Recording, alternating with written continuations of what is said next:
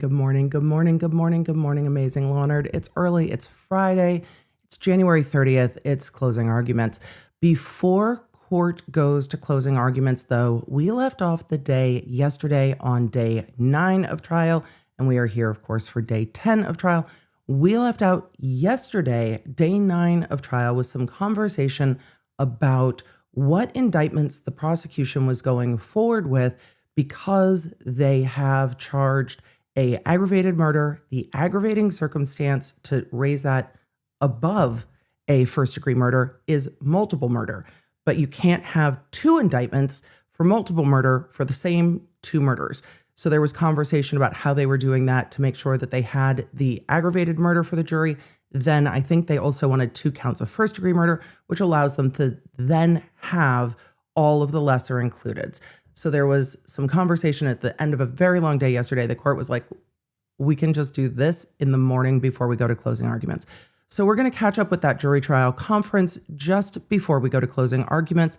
And then we will switch over to closing arguments, which have not begun yet. So it's early. We're doing it. We're going to try to get everything done before Emily has absolutely got to bounce. So your girl's not a morning person, but we're making it work. We're making it work. Let me know where you're coming in from, what you're drinking. We're going to court, everybody. It's closing argument day. Happy closing argument day. We got coffee, we got closing, we got chat. What more do you need? Hey there, I'm lawyer and legal analyst Emily D. Baker, and this is your go-to destination for live court coverage. I break down the law, the strategy, and the evidence in real time so you know what's happening. No law degree required. So join the law nerds in the chat. They're here for the facts, not and let's get to court. All right, to court we go, law nerds. Within 3 years and 1 count. Let's see there. Oh, they were talking before they even had the defendant all the way out. All right. Please be seated. Sure they were. They're ready to zoom too. Good morning. Good morning, Judge. How are you? Good. Morning. I don't know how am I guess is the question. I think we're good. Okay. Your Honor, the Commonwealth. Judge A is like, this has both been a 10-day trial and the longest trial that has ever existed in the history of the world. 2 things can be true at once. Has elected to proceed on 1 count of aggravated within 3 years and 1 count of aggravated same transaction. We have presented 1 instruction for each of those counts. It is the model. Perfect. We have added to that 1 instruction that had not been previously provided for child endangerment. We will not be going forward on. And I'm going to take out the child abuse one. Abuse and neglect, exactly. Okay. And then we have withdrawn, and I can tell you which letters. Okay. Instructions that were related to first degree, second degree. Let me hold on a moment, just for the record. Which counts of the 4 counts of aggravated? Emily, what did they just decide? The prosecution has a jury instruction and verdict forms for aggravated murder, multiple murders within 3 years, aggravated murder, multiple murders within the same transaction. Those are 2 different theories for the same multiple murders. He can't be sentenced twice on those. 2 different theories, same multiple murders, and then the first degrees, and then down from there. And the difference with the first degree and the aggravated murder is the aggravated murder is LWOP. Virginia does not have the DP. They abolished it recently, I think in like 2021, but Virginia does not have a punishment above life without parole. This is life without parole. Or in first degree, you have a fixed period of time to life where you can get parole. So those are the differences there. And then it goes down. And then there were multiple different child endangerment counts, and they are narrowing those down as well. Murder, are you going forward on? 1 moment. Either 1 and 3 or 2 and 4. I think those are the options, right. But I just want to make sure for the record. And I'm sure you're right, Judge, but we'll open it really quick and just make sure that absolutely. Our 1 and 3 and 2 and 4 are the same as yours. All right. I'm going to Zoom while the prosecutor watches because I do want to go to closings close to real time. And if we've got Zoom room, we're going to, you know what we're going to do? We're going to Zoom. No. We're going to Zoom. So 1 and 3? 1 and, no, No, 1 and 4. 1 and 4. 1 and 4.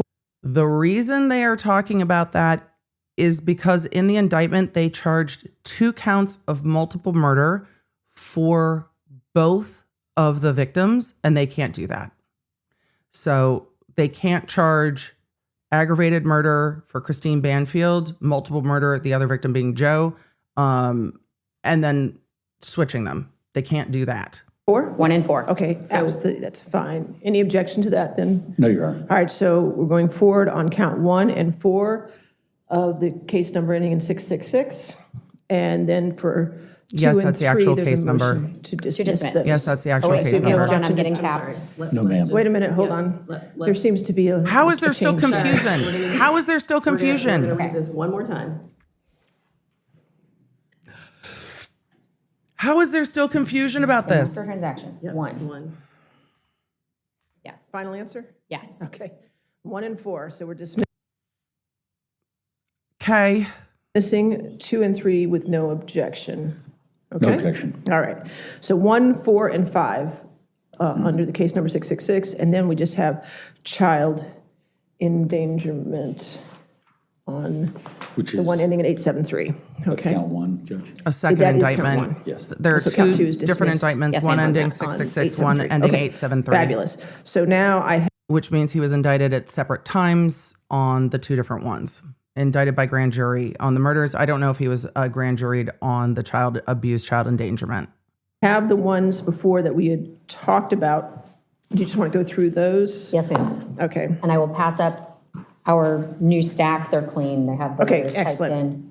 All right, so I had instruction A, which I assume is still the same, correct? Yes, ma'am. Okay, and then we'll withdraw instruction B since he did Correct. testify? Okay, withdrawn. And then you still have C, Yes. okay. D, Yes. E, Yes. F, Yes. G, H, I, J, K, L, M, N, O, P. I can play They stop too. sticking together. Yes. all right, and then H. Emily, what are they doing? They're going through the final version of the jury instructions to Judge, I make have sure an nothing I is next. Oh, that's, out. I'm sorry, H is child abuse, so you're throwing Yep. that So one. that would be withdrawn. That's why. Fabulous. All What you right, don't want to do is read a child abuse instruction if they're not pursuing that theory. and then we have I, Yes. okay.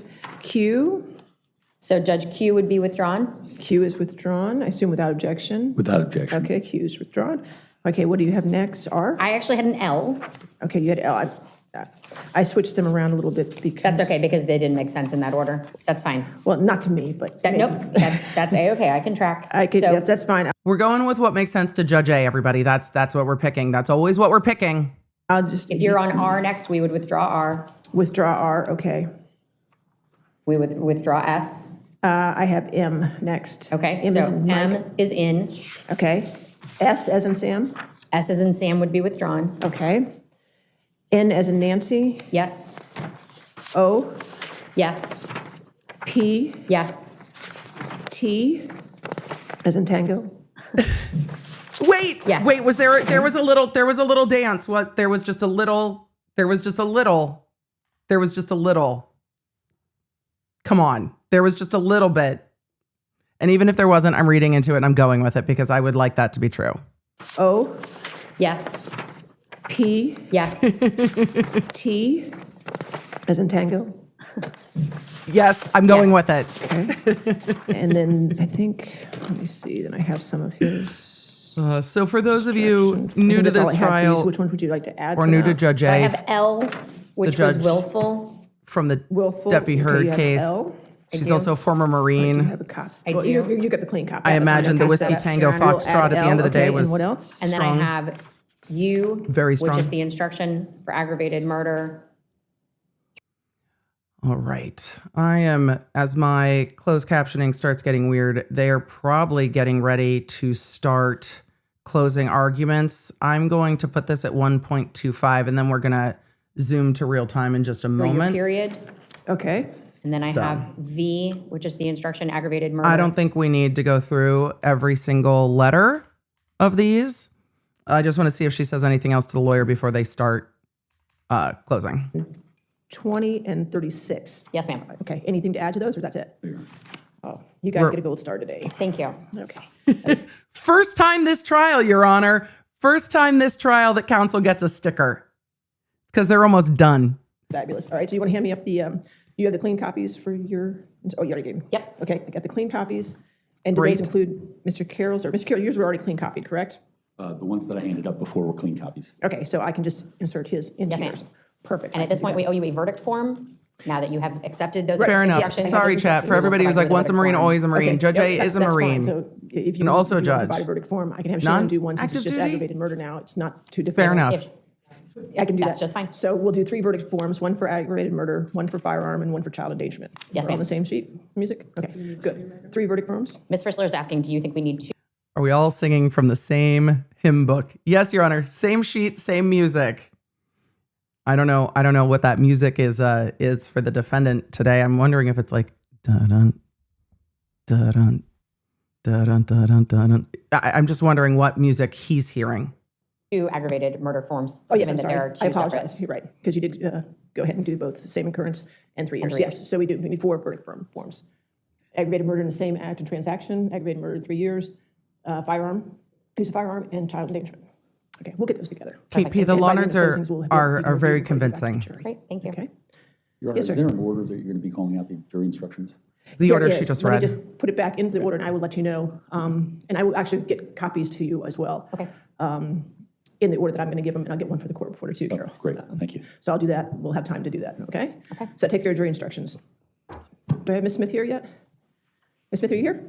Are you ready for your motion? Yes. Let's go. Is that okay? Yes, I'd absolutely. rather do that than I can go back and Let's put those instructions all Yes, in ma'am. order. All right. I want to see what the grounds of their motion Ms. Smith, you can is, just come to the center and then podium. we're going to skip forward. Apologize. These were always drawn. All of you are asking, where is I have the right Queen? Miss Smith. This is for the access motion. Yeah, yes. Okay. Okay, I'm very interested what the motion is, and that gives us a little zoom room if there are any hiccups.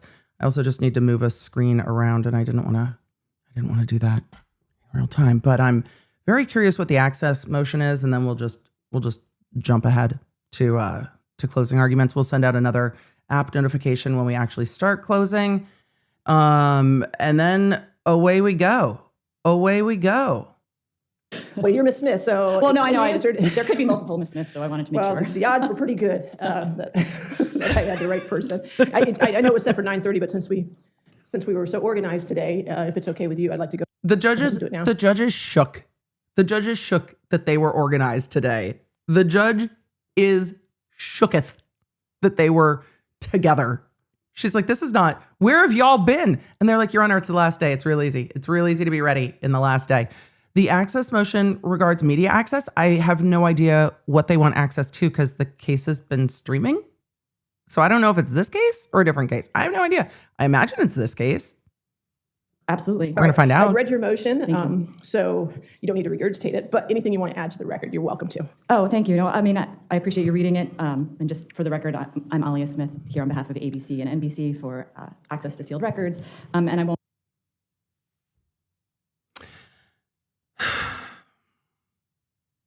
For media access to sealed records. Well, y'all know how I feel about that. So repeat what's in our papers, other than to say I read the Commonwealth's opposition yesterday, Right. And I don't think that they offered the compelling reasons that are necessary to seal in a public criminal trial. The fact that the litigation was concluded in the Daily Press case, which is one of the main authorities that we relied on, I don't think is a distinction because the harm that they're claiming here is not to do with jury tampering or jury impact.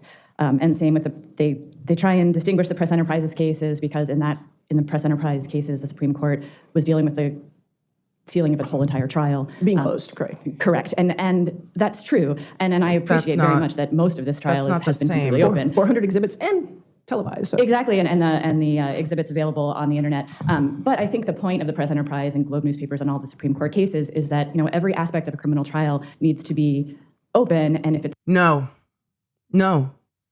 it doesn't. No, not every aspect of a criminal trial needs to be open. And I will, this is a hill I will fight on. And I will hopefully continue to win. because the things that are sealed in this case are the autopsy photos. I think the autopsy reports will be unsealed once they go back to the jury. The autopsy photos and the body cam showing the victims. And then the photos, if there's any photos with the daughter in it. No. You do not release autopsy photos of victims. You do not release body cam showing the victims. Now, do I think there is a way that those can be redacted? Yes, but A, the chances that things don't get redacted properly is high, and B, not every prosecutor's office has the ability to blur or redact video. And with the amount of cases they have, do we need them spending the time to try to redact those? Or do you just seal them? Or is the redaction that you cut that part of the feed, or you cut that part of the body cam entirely and give them a redacted version and just cut it instead of even trying to blur it? I don't know. Maybe motion cap blur is easier to do nowadays, but no. And we have seen photos that should not be released into the public in other cases. We've seen that happen accidentally. We've seen it exploited online, and we've seen the pain that it causes to victim families and to a child who is 8 years old at this point, or almost 8 years old at this point, and is going to have to grow up in a world where the internet exists. And her last name is Banfield. And I do not trust that one day when that child is an adult, that those photos will not find their way across her feed or her inbox. Because unfortunately, there are people who will. No, those photos don't get released. You don't need them to be released. You have heard the testimony of the coroner. The autopsy report will be available. Keep the photos fucking sealed. I hate that it's even asked. I hate it. I hate it. I think there is a balance for access to the courts, and I think listening to the testimony of the ME is sufficient. It's sufficient. It's not, the sealing has to be justified by on-the-record findings of a compelling interest, and I don't think that's been done here. Okay, all right, thank you, ma'am. The judge is like, fine, I'll put compelling findings on the record. I'll put them on the record. I'll put the compelling reasons on the record. Sure. Also, I couldn't imagine, then again, I had the job that I had. I can't imagine getting into court and arguing that autopsy photos of victims should be released. This is this lawyer's job. They're hired by the media outlets to do so. She just said, we stand on the case law, and really didn't go beyond that. But You want to respond? I did read your opposition We brief. would submit on our brief. Spin on your brief. Did you want us to respond, Mr. Carroll? You joined your microphone, just. Your Honor, I would join in the Commonwealth's position. All right. your Thank you. microphone. Okay, you can stay right there. That's fine. All right, so the ruling. you can just stand there as I deny this. Just stand right there. I'm gonna make the compelling findings. Cheers. On the media motion, non-parties ABC and Dateline have moved to unseal certain exhibits admitted during this trial. The court fully recognizes and respects the First Amendment and the fundamental principles of transparency in our judicial system. These proceedings have at all times been open to the public and the media has not been denied access to any hearing or trial testimony in this case. At the same time, the court does not take the sealing of documents lightly. Denied. When considering sealing or unsealing, the court must balance the public's right of access against other compelling constitutional and statutory interests. Here, the constitutional and statutory rights of crime victims. Article 1, Section 8 of the Virginia Constitution, entitled Rights of Victims of Crimes, Period. and Code 19.2-11.01, entitled Crime Victim and Witness Rights, require that crime victims be treated with dignity, respect, and sensitivity, and that their privacy be protected to the extent permissible under law. Victims are Period. defined in relevant part to include family members of homicide victims, including spouses, parents, children, and siblings. As the Supreme Court recognized in Globe Newspaper Company versus Superior Court, the First Amendment right of access to criminal trials serves the important purpose of protecting the free discussion of governmental affairs. However, that right is not absolute. It may be limited where there is a compelling governmental interest, and any limitation must be narrowly tailored to serve that interest. Period. The court finds that unsealing these Period. materials would add little, if anything, to the public's understanding of the judicial process while substantially infringing upon victims' constitutional and statutory And yes, I'm at 1.25. Yes, I am. rights. Here, the court finds that the protection of victims' rights constitutes a compelling governmental interest.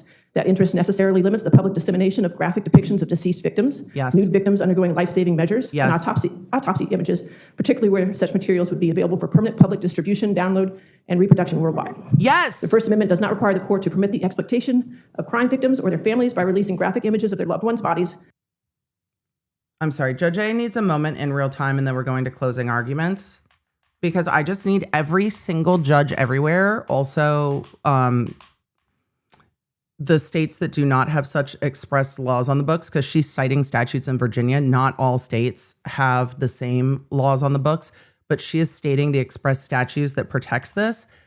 The rights of the victim in the U.S. court system are incredibly few compared to the constitutional rights of the defendant. I think that the most basic and fundamental of that is that graphic photos of victims never are available out of seal. They are just, it is not appropriate. Now, do some judges seal way too much? Yeah, they do. Some judges seal way too much. This is not that. This is not that. And the fact that Virginia passed a statute and said, no, we have law on the books that we passed, we get to do that. It's narrowly tailored. And so, yes, the right of media access is not more important than the law on the books. And the law on the books does not violate those constitutional rights to the media. And yeah, victims undergoing life-saving measures graphically and nude should not be available. Constitutional and statutory interests. Here, the constitutional and statutory rights of crime victims. Article 1, Section 8 of the Virginia Constitution, entitled Rights of Victims of Crimes, and Code 19.2-11.01, entitled Crime Victim and Witness Rights, require that crime victims be treated with dignity, respect, and sensitivity, and that their privacy be protected to the extent permissible under law. Victims are defined in relevant part to include family members of homicide victims, including spouses, parents, children, and siblings. As the Supreme Court recognized in Globe Newspaper Company versus Superior Court, the First Amendment right of access to criminal trials serves the important purpose of protecting the free discussion of governmental affairs. However, that right is not absolute. It may be limited where there is a compelling governmental interest, and any limitation must be narrowly tailored to serve that interest. The court finds that unsealing these materials would add little, if anything, to the public's understanding of the judicial process while substantially infringing upon victims' constitutional and statutory rights. Here, the court finds that the protection of victims' rights constitutes a compelling governmental interest. That interest necessarily limits the public dissemination of graphic depictions of deceased victims, nude victims undergoing life-saving measures, and autopsy images, particularly where such materials would be available for permanent public distribution, download, and reproduction worldwide. The First Amendment does not require the court to permit the exploitation of crime victims or their families by releasing graphic images of their loved ones' bodies for purposes unrelated to public oversight of the judicial process. Yes. The victims in this case were a mother, daughter, sister, and a son, brother, and grandson. Their surviving family members' constitutional rights must be considered and respected. Y'all didn't tell me that Judge A was going to make me cry this morning, because in the last 5 seconds, Judge A has displayed more emotion in this case than we saw from the defendant on the stand. Anyone else just get choked up? Anyone else? Did Judge A hit anyone else in the feels? Anyone else? Because wham, right in the feels. Right in the feels. The only thing I felt when the defendant testified was unmitigated rage. Right in the feels.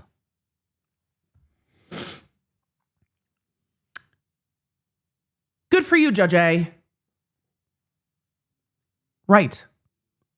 And notice how she mentioned both Christine and Joseph Ryan, and that their family members deserve dignity. Good for you, Judge A. This remains a public trial. Of the exhibits admitted into evidence, approximately 4 Right in the feels. Emily, did you just yep. A son, brother, and grandson. Their surviving family members' constitutional rights must be considered and respected. This remains a public trial. Of the exhibits admitted into evidence, approximately 400 exhibits are unsealed and publicly accessible on the court's website 24 hours a day. 74 exhibits were placed under seal. The court has reviewed each sealed exhibit admitted in this case to ensure that sealing was narrowly tailored and justified. I will note initially that one category of material referenced in the motion, the co-defendant's interviews with the Commonwealth, were never admitted into evidence and are not part of the court's record in this trial or in pretrial proceeding. Those can be FOIA'd. Those can be FOIA'd. materials remain in the possession of the parties and are not subject to unsealing by the court.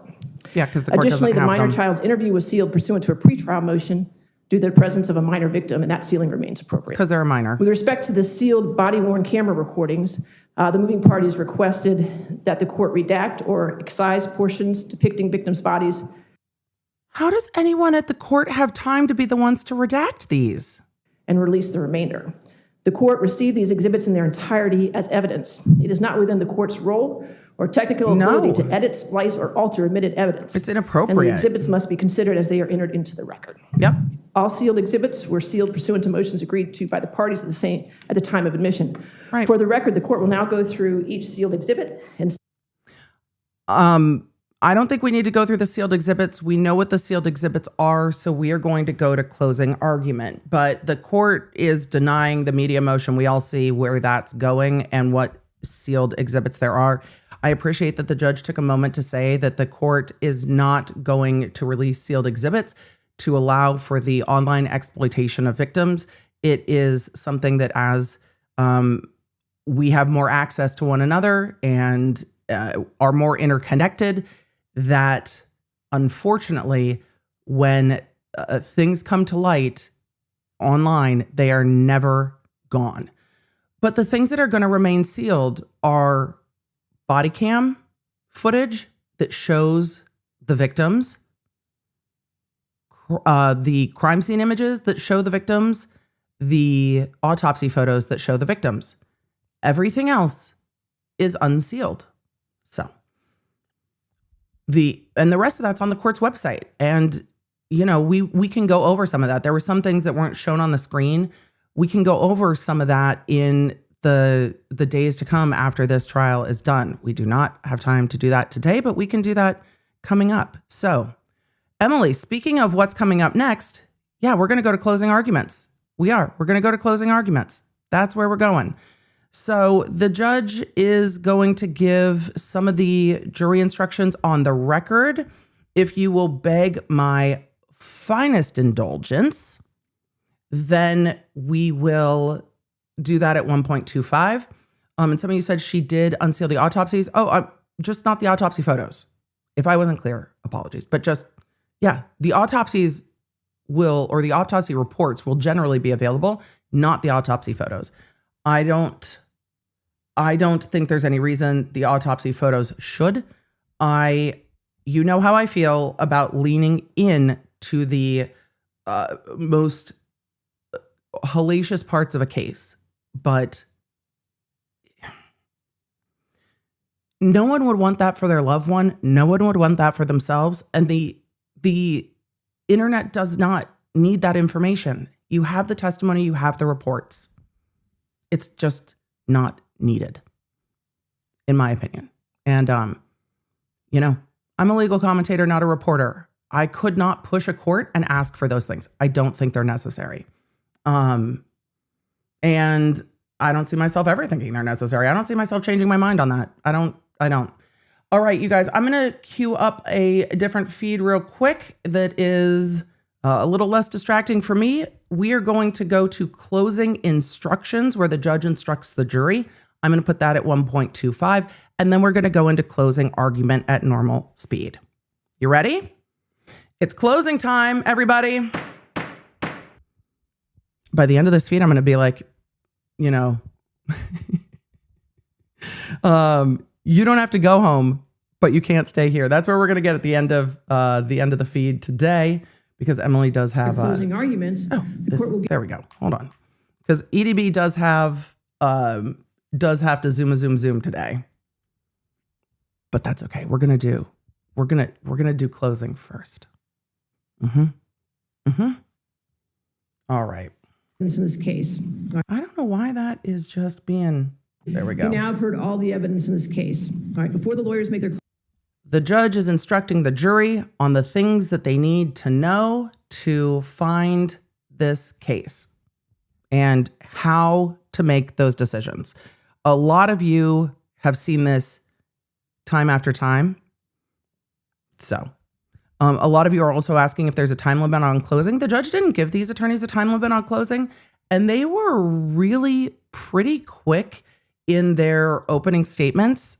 I don't think they really need a time limit because they were pretty quick in their openings. closing arguments, the court will give you the instructions of the law that you are to apply in deciding We this are case. at 1.25. Since it's been quite a while since I gave you the preliminary instructions, I want to remind you that their closing arguments, the lawyers will refer to the testimony and other evidence that you Virginia heard. What the goes lawyers say in their closing prosecution, arguments is not self-evidence. defense Their statements are only prosecution, their to the best recollection of my what the evidence memory. in the case was.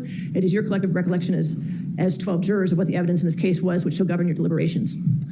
In addition, remember your notes should be used only as an aid to your memory. You should not give your notes precedence over your independent recollection of the evidence, and you should rely on your independent recollection of what the evidence in the case was, and you should not be unduly influenced by the notes of other jurors. In addition, it's a reminder that the court has sealed the names of the jurors for a year. For a year. I want to make sure I remind you of that. Okay, as far as the jury instructions are involved, you'll be able to take these written jury instructions into the jury room with you, and we'll make copies for all 12 jurors, okay? So you don't need to take notes on them right now, but I would ask for your attention when I read them, okay? With respect to the instructions I'm about to give, you might notice that at the top of them, some of them are numbered and some of them are lettered. You don't have to concern yourself with that. You're just looking at the body of the instruction themselves, okay? Some of the instructions may appear to be in conflict. This is because the court I know. cannot We're at predict your findings of 1.25 fact. and Judge A is Therefore, reading the court them must quick. instruct you, the jury, on the applicable law under both the Commonwealth's case and the defendant's theory of the case, okay?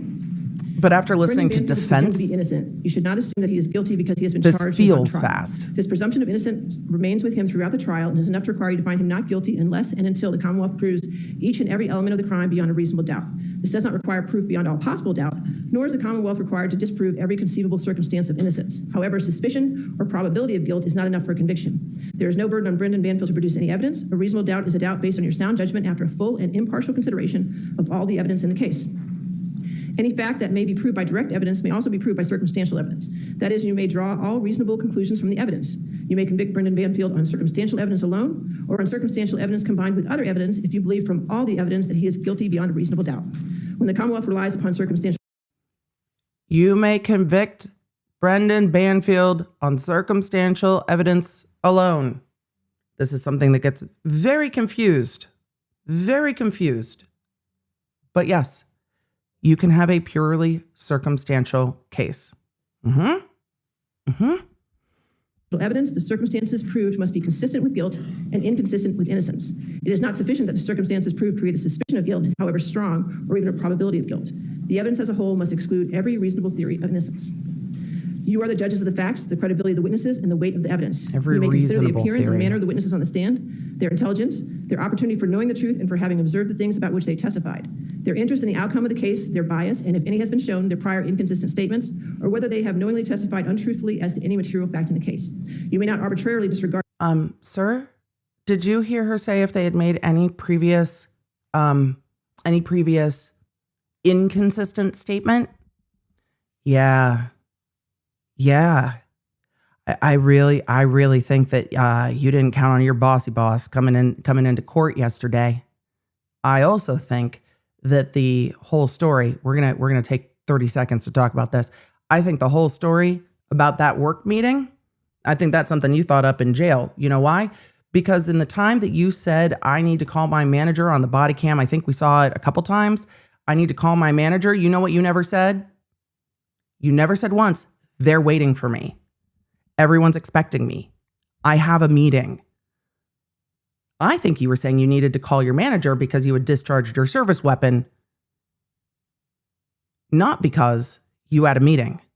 Because it was such a big meeting, you never said, can you call them? Everyone's waiting for me. No, I think while you were in custody, you were trying to explain that you would never plan this for that day. You would never plan this for that day because you had such a big meeting at work. Yeah, but what you said on the body cam, man. You didn't even tell police. Can you just call them? Can you call work and tell them they're waiting for me? Can you just explain that I'm going to the hospital? No, you didn't. You didn't say that. You didn't say that once. Right. Big meeting. Or believable testimony of a witness. However, after you've considered all the evidence in the case, then you may accept or discard all or part of the testimony of a witness as you think proper. You are entitled to use your common sense in judging any testimony. From these things and all the other circumstances of the case, you may decide which witnesses are more believable and weigh their testimony accordingly. If you believe from the evidence that a witness other than Brendan Banfield previously made a statement inconsistent with his testimony at this trial, the only purpose for which that statement may be considered by you is for its bearing on the witness's credibility. It is not evidence that what the witness previously said is true. The defendant is charged with the crime of aggravated murder. The Commonwealth must prove beyond a reasonable doubt each of the following elements of that crime. Number one, that the defendant killed Christine Banfield and Joseph Ryan. And number two, that the killings were willful, It's a deliberate, full and premeditated. courtroom today for And number closing. three, that the killings occurred within a 3-year period. If you find from the evidence that the Commonwealth has proved beyond a reasonable doubt each of the above elements of the crime is charged, then you shall find the defendant guilty of the aggravated murder of Christine Banfield and Joseph Ryan. If you find that the Commonwealth has failed to prove beyond a reasonable doubt any of the elements of the crime, then you shall find the defendant not guilty. The defendant is charged with the crime of aggravated murder. The Commonwealth must prove beyond a reasonable doubt each of the following elements of that crime. Number one, that the defendant killed Christine Banfield and Joseph Ryan. And number two, that the killings were willful, deliberate, and premeditated. And number three, that the killings occurred as part of the same act or transaction. If you find from the evidence that the Commonwealth has proved beyond a reasonable doubt each of the above elements of the crime as charged, then you shall find the defendant guilty of the aggravated murder of Christine Banfield and Joseph Ryan. If you find that the Commonwealth has failed to prove beyond a reasonable doubt any of the elements of the crime, then you shall find the defendant not guilty. Willful, deliberate, and I'm glad the premeditated means prosecutor has a specific intent jacket to on for kill, closing. adopted at some time before the I'm killing, partial to but a which need jacket not for exist trial. any particular length of time. A willful act is one done with a bad purpose or without justifiable excuse or without ground for believing it is lawful. What are the lawyers doing right now before they're closing? Well, first of all, you're trying to make your heart rate come down, or at least me, so that you didn't start your closing arguments speaking at 7,000 words a minute and getting yelled at by the court reporter because you're talking so fast. The attorneys will also, at least one of the attorneys on the table will also be reading the jury instructions to make sure that what the court is reading into the record is what they have. But there is a adrenaline before closing arguments, similar to what I experienced playing Division I sports. It is a very similar feeling to that, and you know what that's like. You know, everybody's had that big thing. It's exactly like that. It's exactly like that before closing. A willful act is intentional or knowing or voluntary as distinguished from accidental. The terms bad purpose or without justifiable excuse require knowledge that the particular conduct will likely result in injury or illegality. To prove the charge of murder, the Commonwealth does not have to prove a motive for the killing. The presence or absence of a motive may be considered in arriving at your verdict. Brendan Banfield is charged with the crime of using a firearm while committing or attempting to commit murder. The Commonwealth must prove beyond a reasonable doubt each of the following elements of that crime. Number one, that Brendan Banfield used the firearm. And number two, that the use occurred while Brendan Banfield was committing or attempting to commit murder. If you find from the evidence that the Commonwealth has proved beyond a reasonable doubt each of the above elements of the crime is charged, then you shall find Brendan Banfield guilty. If you find that the Commonwealth has failed to prove beyond a reasonable doubt either or both of the elements of the crime, then you shall find Brendan Banfield not guilty. A firearm is any instrument that is capable of expelling a projectile by force or gunpowder. A firearm is also an object that is not capable of expelling a projectile by force or gunpowder, but gives the appearance of being able to do so. The existence of a firearm may be proved by circumstantial evidence, direct evidence, or both. Brendan Banfield is charged with the crime of child endangerment. The Commonwealth must prove beyond a reasonable doubt the following elements of that crime. Number one, that Brendan Banfield had custody of Mallory Banfield, who was a child under the age of 18. And number two, that he willfully or negligently caused or permitted. All right, I'm going to put this down at normal speed because these are the crime instructions of what they have to find for each element of the crime. For those of you that have ever been in law related, when we say these are the elements, these are the elements. So when you think about what the jury has to find, these are the bullet points. Did the defendant do 1, 2, 3, 4, 5, whatever? So these are the elements. This is the key point to what does this crime mean? What are the actions that the defendant did or didn't do that prove the crime? And for closing arguments, I always started building my case around looking at the jury instructions. I went to the jury instructions for my case first. What are the elements as we're going to tell them to the jury? And I started building my evidence backwards from there because it made the most sense in my brain. Because at the end of the day, I need to tell the jury, This goes to 1, this goes to 2, this goes to 3. So the judge is pre-reading the instructions, which I very much like, pre-reading the instructions to get them into closing. So then the attorneys can say, the judge just told you this is the law. Evidence or both. Brendan Banfield is charged with a crime of child endangerment. The Commonwealth must prove beyond a reasonable doubt the following elements of that crime. Number 1, that Brendan Banfield had custody of Mallory Banfield, who was a child under the age of 18. And number 2, that he willfully or negligently caused or permitted the life of such child to be endangered. If you find from the evidence that the Commonwealth has proved beyond a reasonable doubt both of the above elements of the crime as 2 charged, elements then you shall find Brendan Banfield guilty on of child endangerment.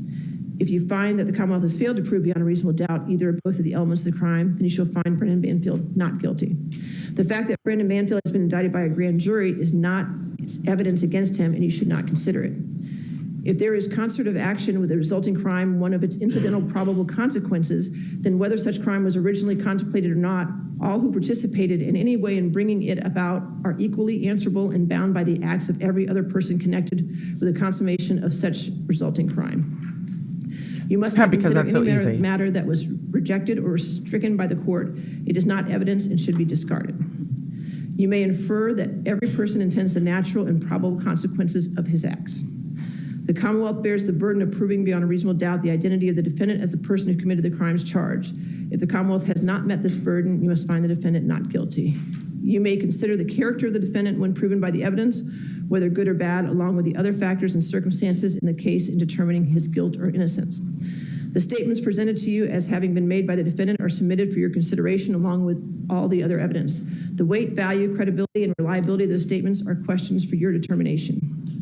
If you believe from the evidence that the defendant previously made a statement inconsistent with his testimony at this trial, that previous statement may be considered by you as proof that what the defendant previously said is true.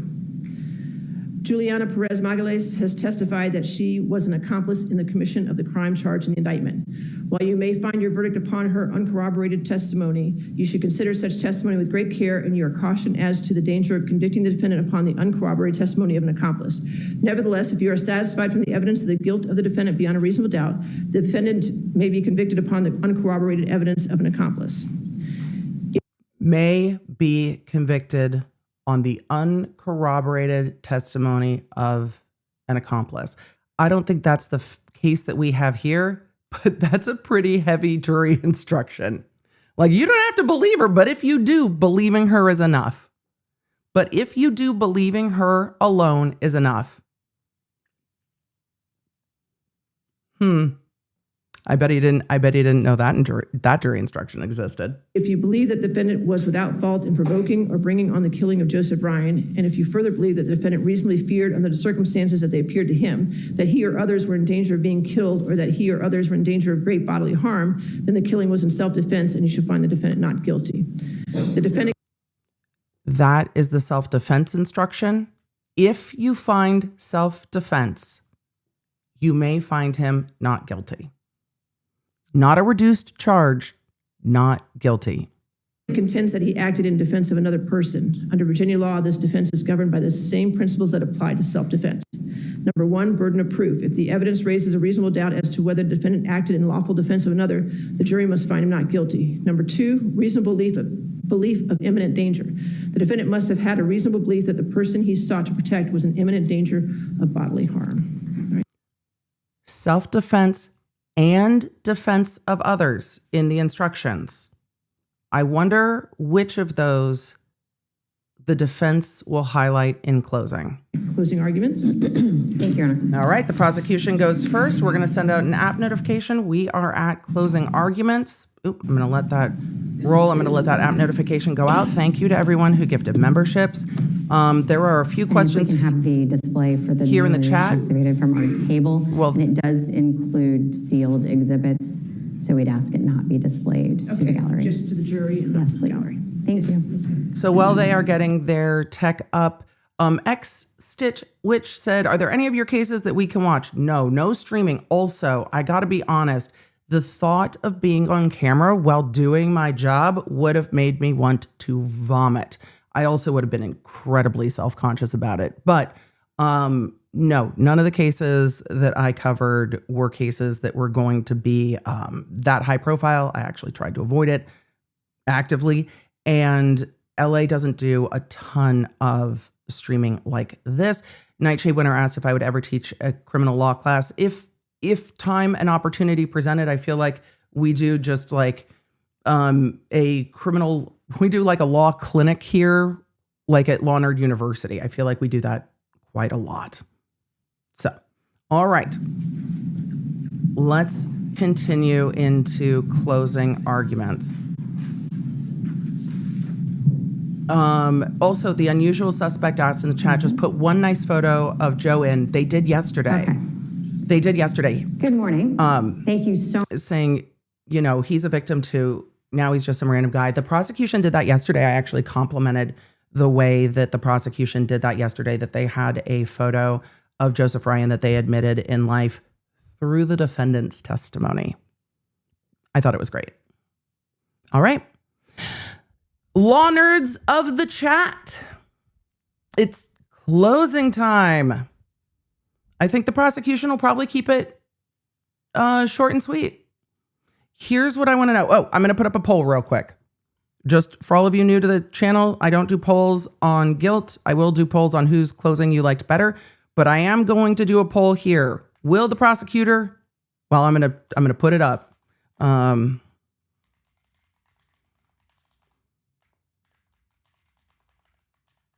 right. Poll is going up. Will the prosecutor call Brendan Banfield a liar? That exact words. Will she call him a liar? Like full, I need to put Khloe Kardashian on the soundboard. Full Khloe Kardashian liar. You all hear what I'm talking about. Let's go. So much, not just for what you're going to do today, but for all of the time that you have spent carefully considering the evidence. Thank you for what you're going to do today. Ma'am, you expect a verdict by the end of the day. Paid for the notes that you've taken, for the time that you've given up away from your daily lives, your jobs, and your families. Without your work here, Christine Banfield and Joseph Ryan would not be able to find justice. So thank you. The judge has read the instructions to you. They'll go back to the jury room with you, and you're going to have those as your guide in making your decision. I would draw your attention to the fact that you've been given 2 counts of aggravated murder, 1 count of use of a firearm in commission of murder, and 1 count of child endangerment. Talking first about the aggravated murder instructions. They have 3 parts. You'll first need to find that Brendan Banfield killed Christine Banfield and Joseph Ryan. You'll need to find that those killings were willful, deliberate, and premeditated. You'll need to find for one of the counts that those 2 murders occurred within a 3-year period, and for the other count that those 2 murders occurred within the same transaction or occurrence. We know that they were killed during the same event within the Banfield residence, so that should knock that one out for you. 3 years, pretty Easy. simple as well. Easy, ladies and gentlemen. Occurred on the same day. It's the Aggravated first murder element or we're gonna talk nothing. about, that Brendan Banfield killed both Christine Banfield and Joseph Ryan. We know that on February 24th, 2023, he executed his plan to murder his wife and an innocent stranger. He was in love with Juliana. He can pretend that this was a fling, an affair, he'd had them before, no big deal. He was in love with Juliana. He was afraid of losing her. He needed to get rid of his wife so that they could be together, so that they could marry, so that they could have those babies that he was picking out names for.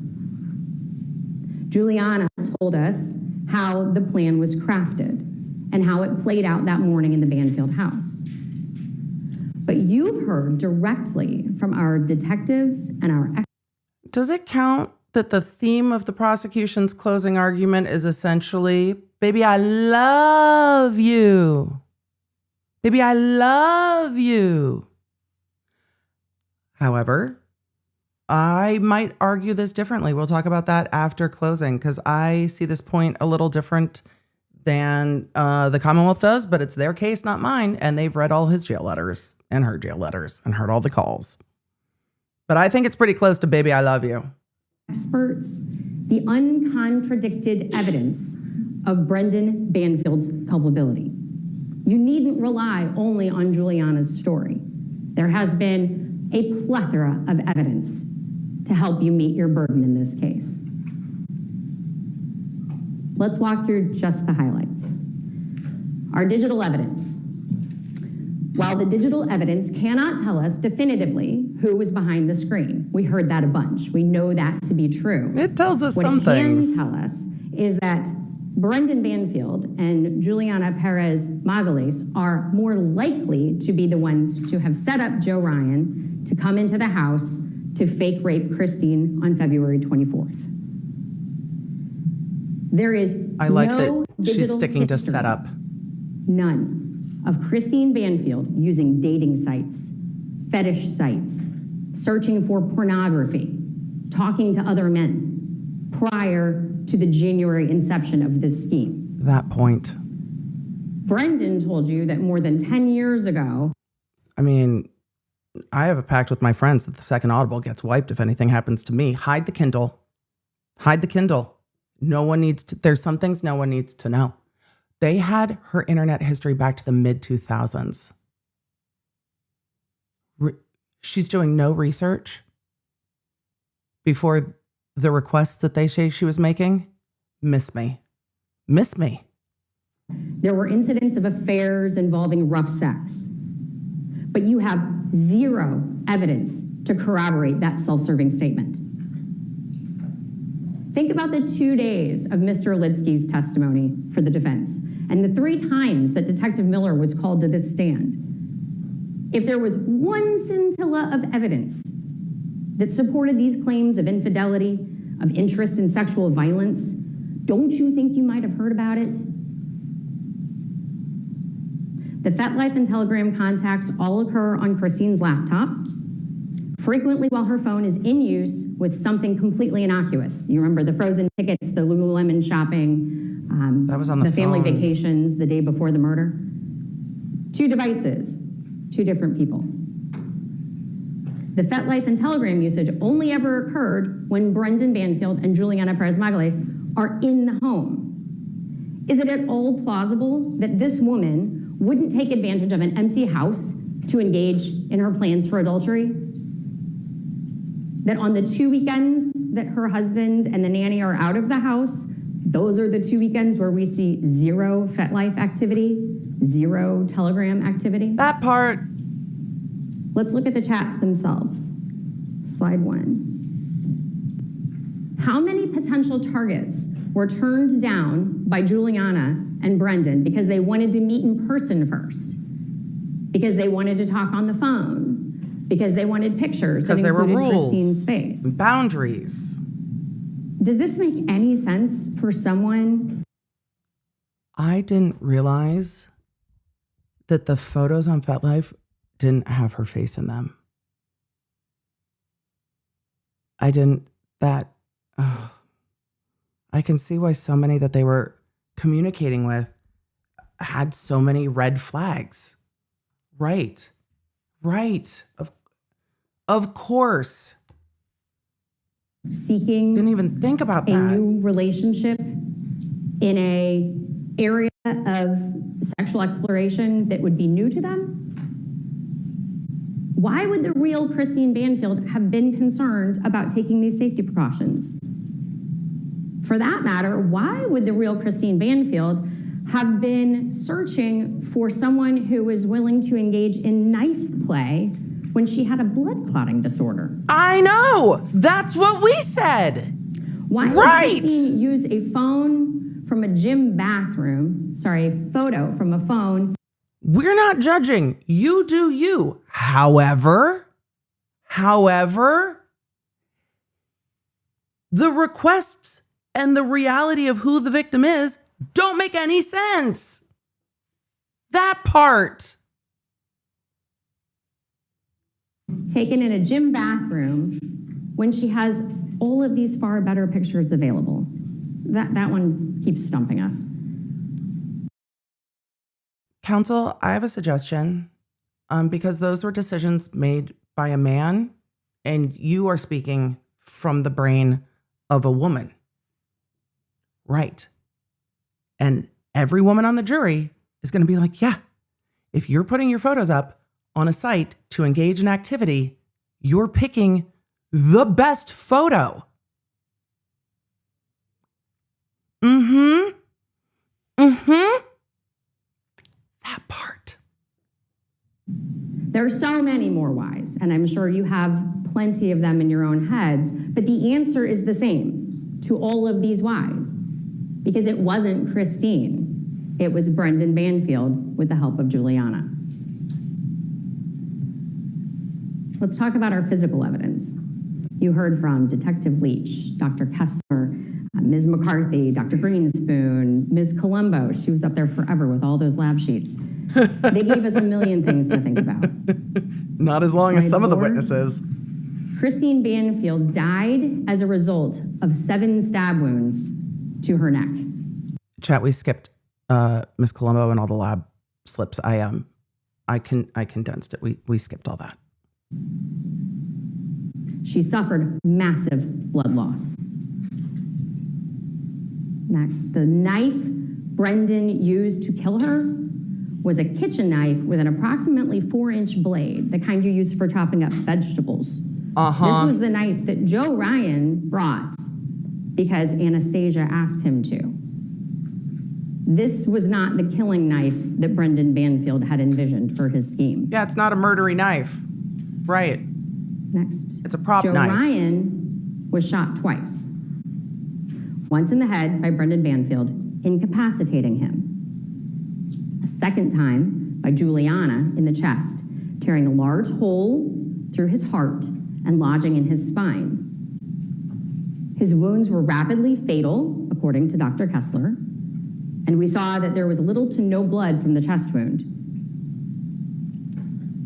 Iris Daly-Graf told you that he would have been incapable of movement. She just made an excellent point. She made an excellent point.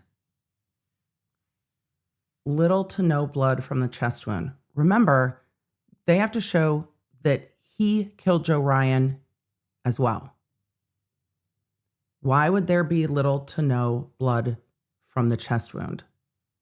Well, if your heart has already stopped, when you are shot, there is going to be little to no blood. Also, he's not standing up and hitting Banfield on the back in between the 2 shots. Because remember, Banfield said he got hit on the back on the shoulder blade, and then he got shot.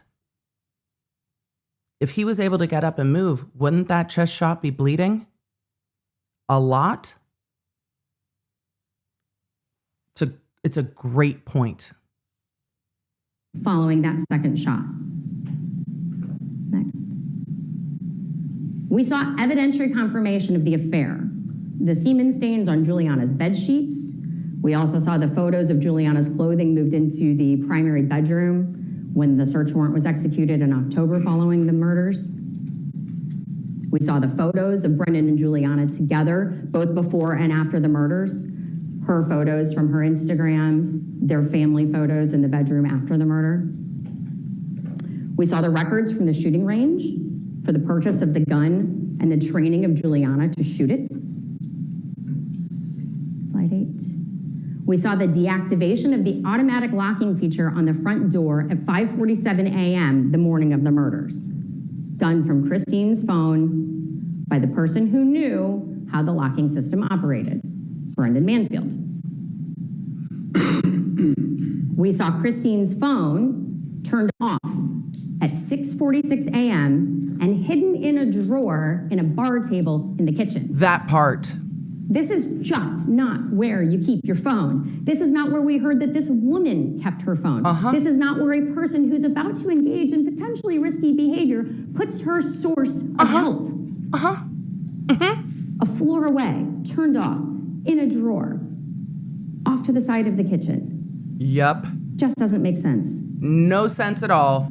We saw Brendan Banfield drive to McDonald's and hang out, waiting for the call from Juliana. Excuse me, counsel?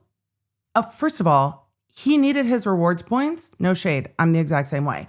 Second, he needed to check in with the app so that you totally knew he was at McDonald's. And then he needed to go through the drive-thru on the cameras because he totally was at McDonald's. And then he needed to go in so that he was on the cameras because he was totally at McDonald's, but he ate a cookie. Counsel, he ate a cookie that his friends brought him. Friends brought him a cookie. You know, guilty people don't get cookies, counsel. Obviously. We see their call records. The audacity. 10 and 11. Between Juliana, Christine's phone, which is turned off. Brendan, Christine's phone, which is turned off. They're creating a record. It's a plan. It is premeditated. We see this false attempt to check in on Christine so that they can tell the story to the police when they arrive, that they did everything they possibly could. Next, we see the lock at the top of the basement door that Brendan Banfield did not think to engage to protect his daughter. Even under his own version of this event. I think she's bringing this up because of the child endangerment. He agrees he didn't think about it. He left his 4-year-old child in the basement with guns out, Alone. stranger in the house, and something happening that caused him to be concerned.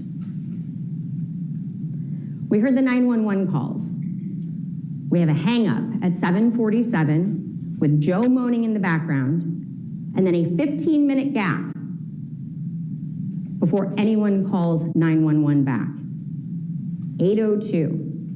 15 minutes between when someone in that house thought the police should be there and when they finally asked for help. We saw the body-worn camera and the photos from the scene.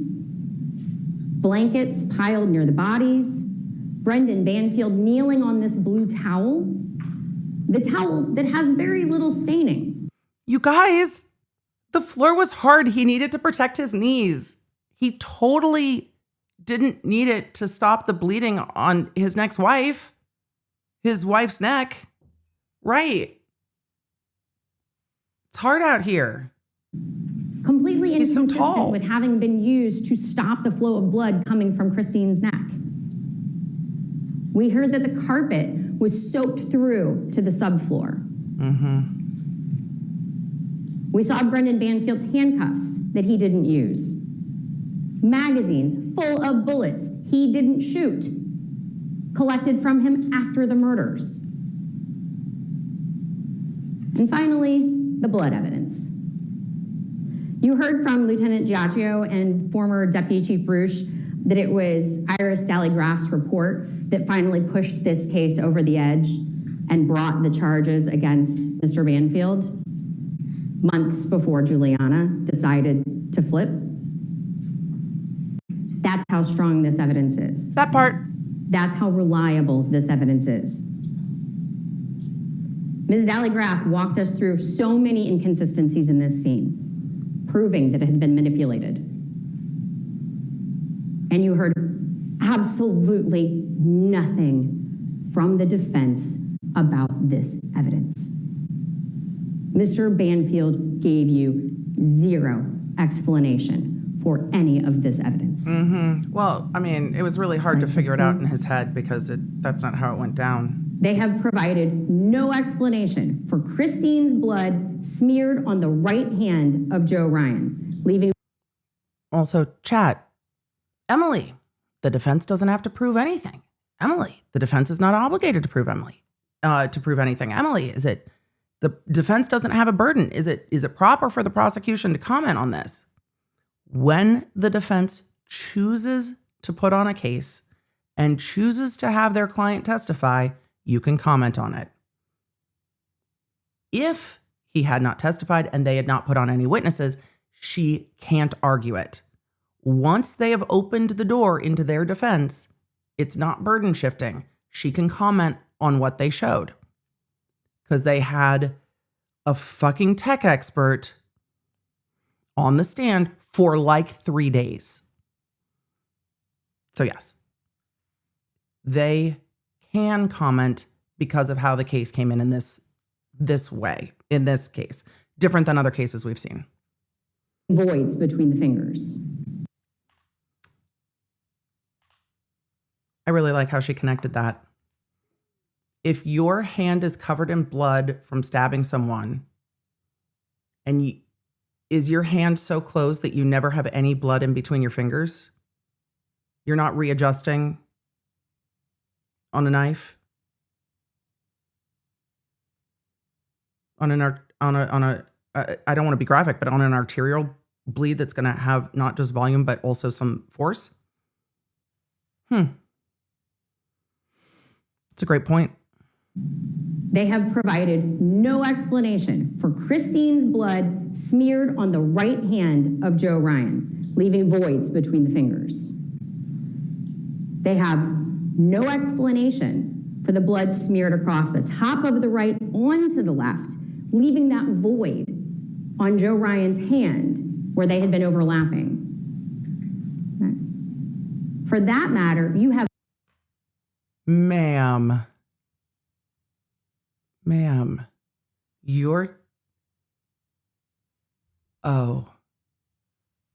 her argument is that the void on the top of the left hand is because that's where the right hand was, and that Christine's blood got onto the hands when the hands were already folded on the chest. Y'all, no matter how smart you think you are, Banfield, there's gonna be something you don't think of. And her expert didn't say it, but the jury can take a look.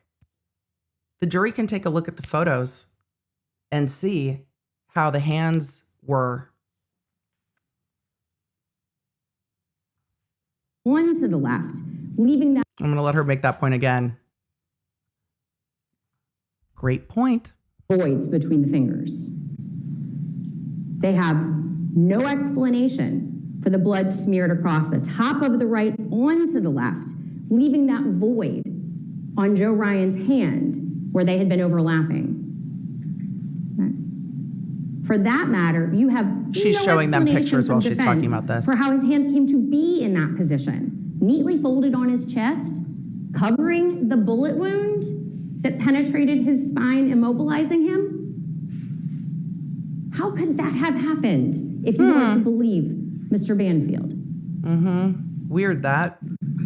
There's been no explanation for the bloody hand-like smears on Joseph Ryan's jeans containing Christine Banfield's DNA. There's been no explanation from defense for how his jeans ended up bunched under his rear.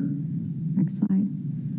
There's been nothing to tell us why a mixture of Joseph Ryan and Christine Banfield's blood, a mixture, could possibly have been on the inside of his waistband at the buttonhole, on the button, and on the zipper.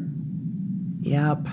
Nothing from the defense to explain how Joe Ryan could possibly have manipulated his pants after being shot in the head, given that no other bleeding wounds were present. If his blood is on those pants, on that button, on that from zipper, Banfield's he was hands. bleeding when they were touched. How could he, Joseph Ryan, have been the one to touch his button, his zipper, the waistband of his pants, to pull them down in that fashion?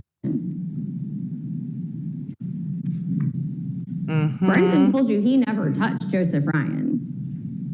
And yet we have distinctive finger-shaped parallel lines on Joseph Ryan's arm and small circular stains consistent with blood having been dropped from above while Joseph Ryan lay on his back. Next. And then there's the blood on Joseph. These are sealed photos of the victim. She is walking through the blood evidence with the jury step by step while showing it to them. Because y'all, look, even though the defense attorney is denying gravity in this case, it is undeniable that the blood drops on victim Ryan's hip are dripping down towards his back, not down towards his feet. He was not standing up, stabbing someone when that blood hit his hip. He was laying down. 100. Hip. Blood that traveled onto his body and then ran down to the floor with the assistance of gravity while he lay prone.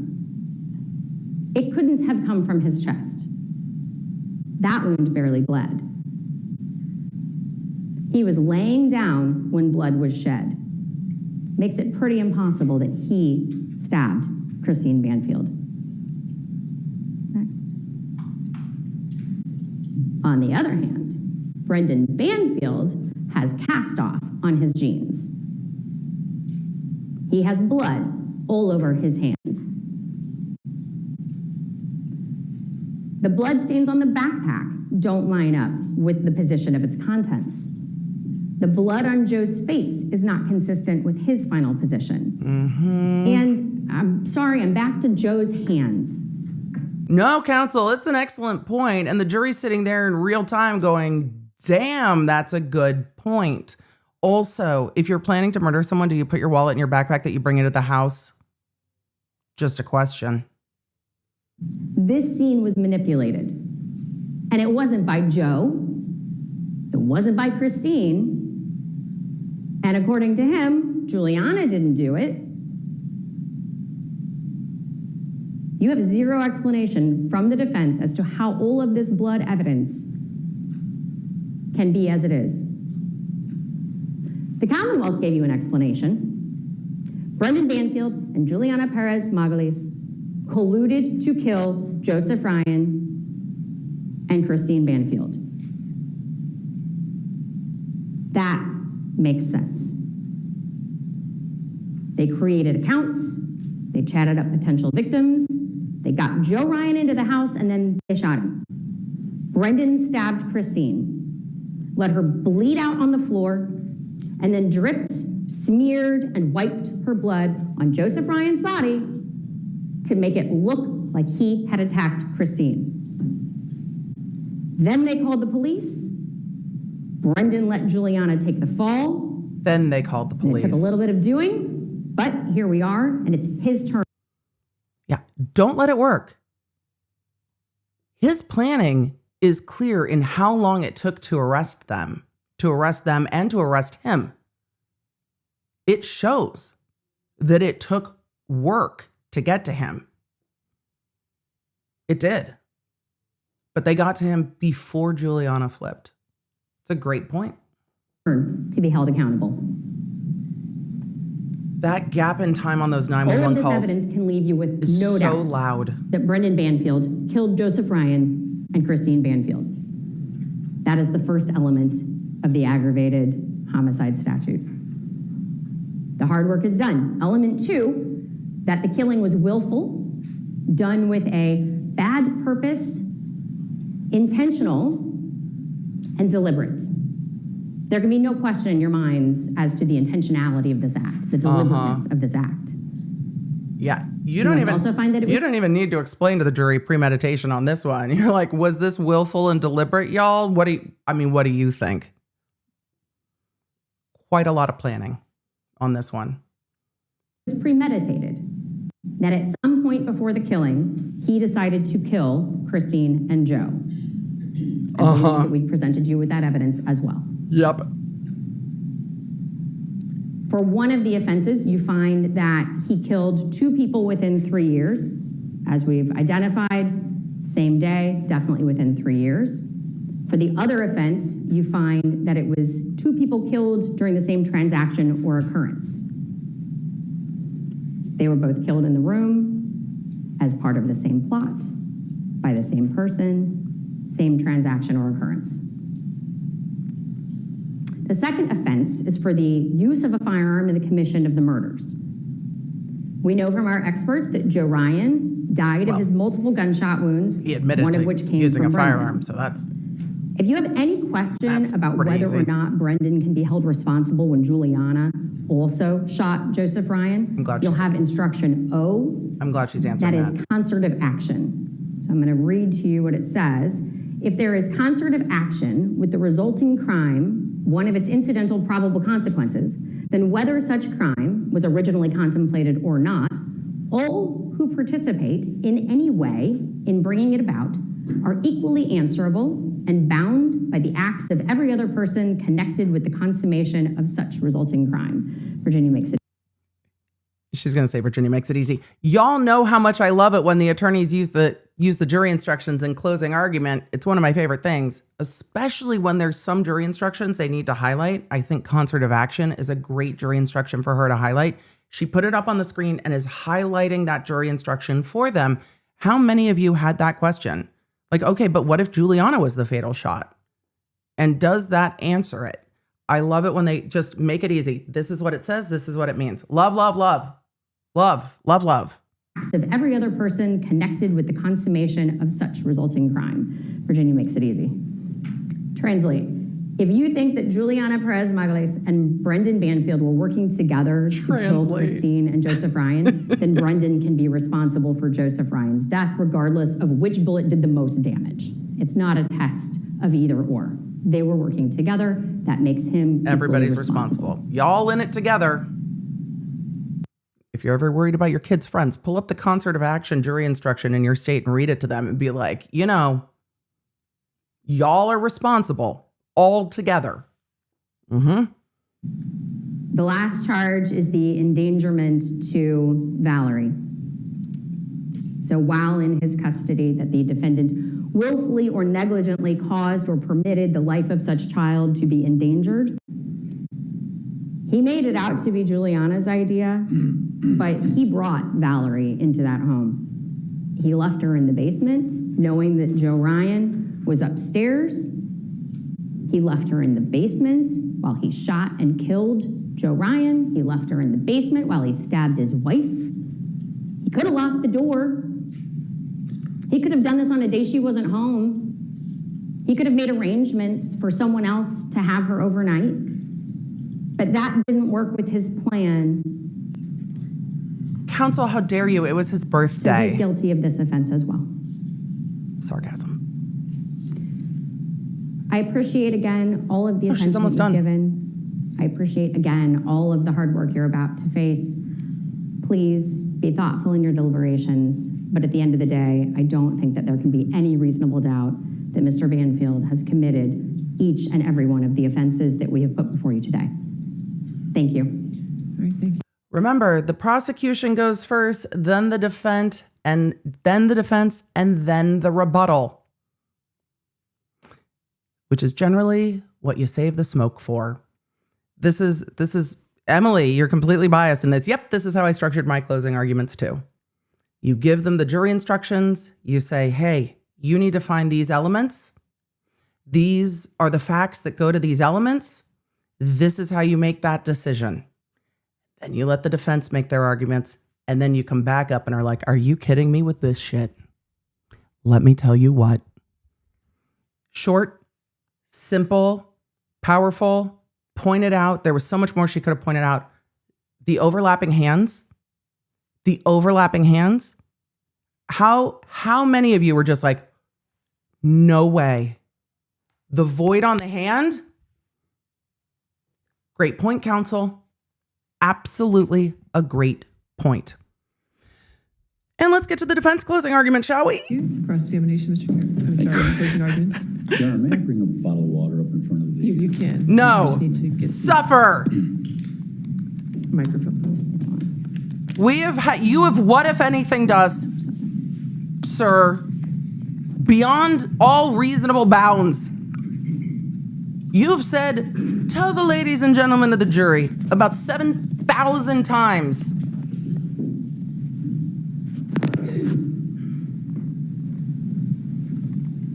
All right, Mr. Carroll, maybe this is your moment to shine. You seem to have a lot of smoke for Mr. IRS yesterday. Like all of a sudden it was like counsel came alive in cross-examination of his client's boss yesterday, late in the day. He was like, hey, you were never interviewed. Maybe today's the day, everybody. Hear me? Don't start with can you hear me? But I have it right on me at this point.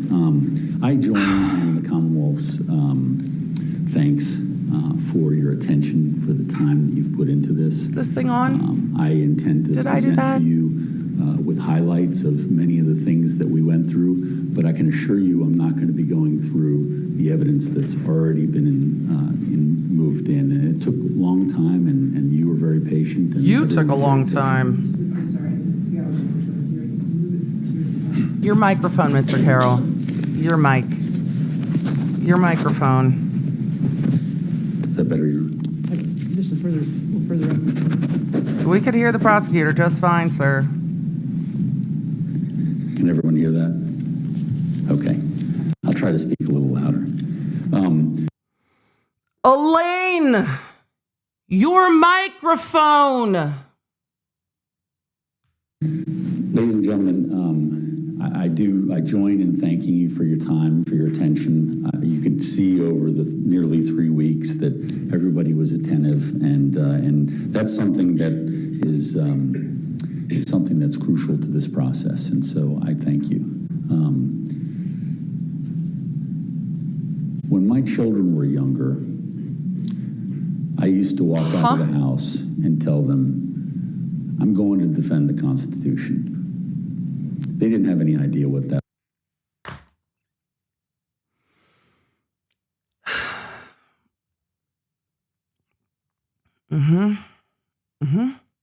Well, we've picked closing argument C, have we?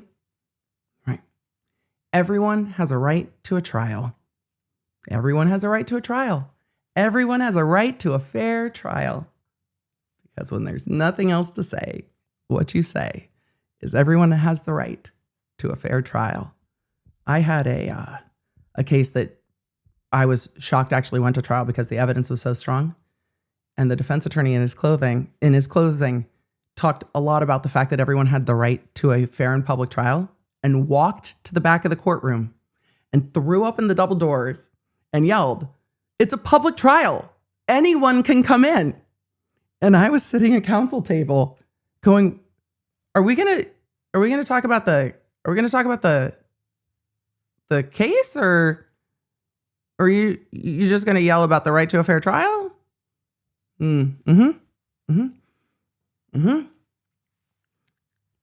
Closing argument C. Everyone has the right to a fair trial. Great. It was, and oftentimes that became, okay, whatever, Dad. I was a prosecutor then. I was a prosecutor in Fairfax County.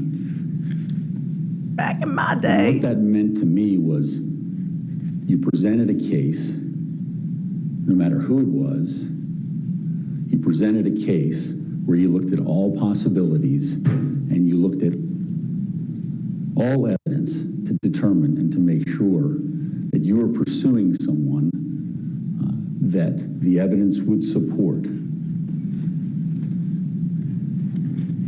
In this case, this was quite unusual. When we first met for the initial opening, What's I talked to you unusual? about some things that I thought you should look into. I thought that you should have an ear towards what is it that they're going to present as evidence. You said the entire homicide unit was removed, and all of us who have seen Karen Reed twice went, tell me more about that. And it turns out the majority of them were promoted. Sir.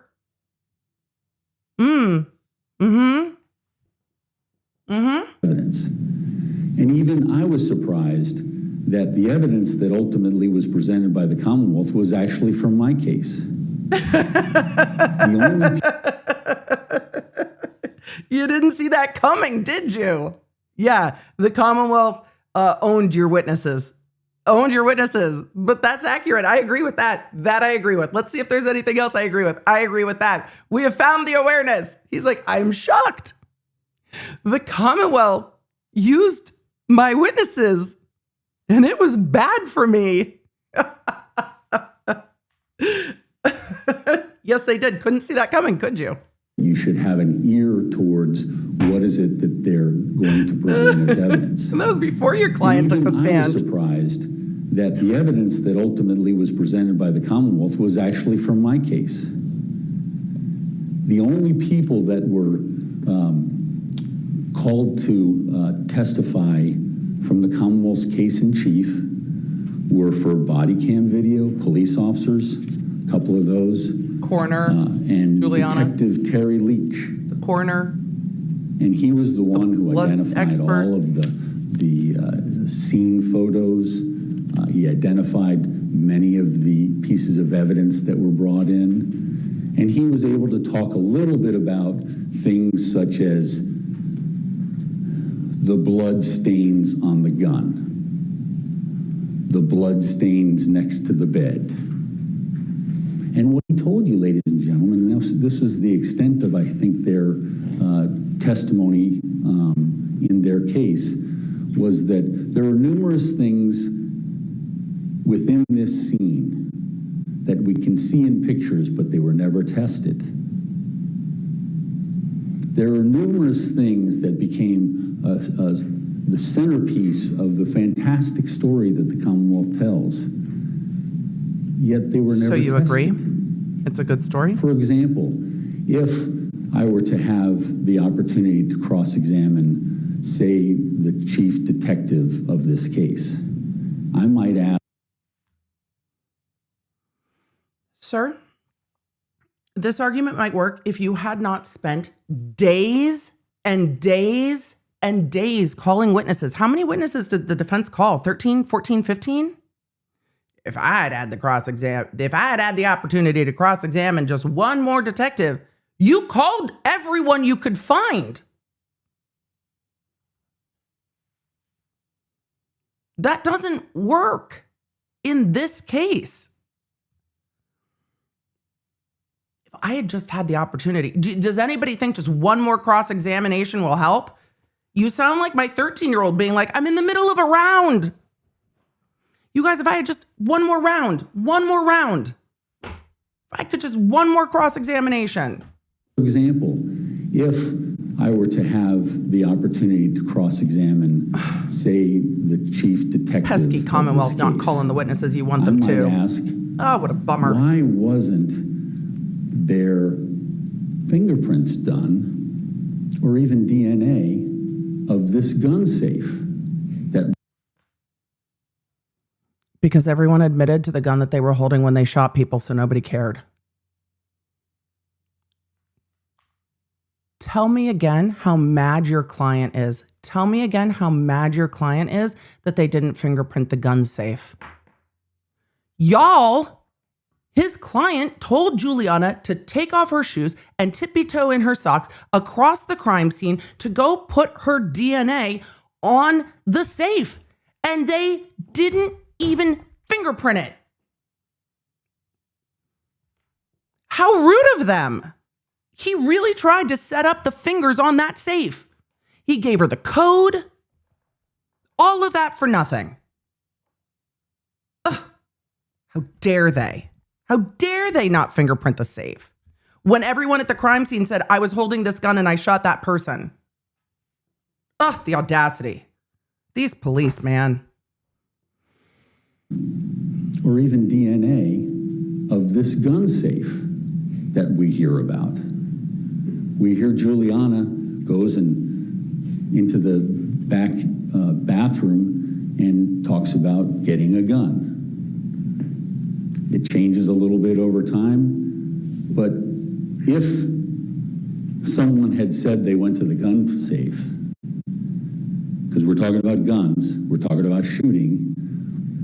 The gun, they both reach for. We got it, counsel. Corroborate or preclude that possibility.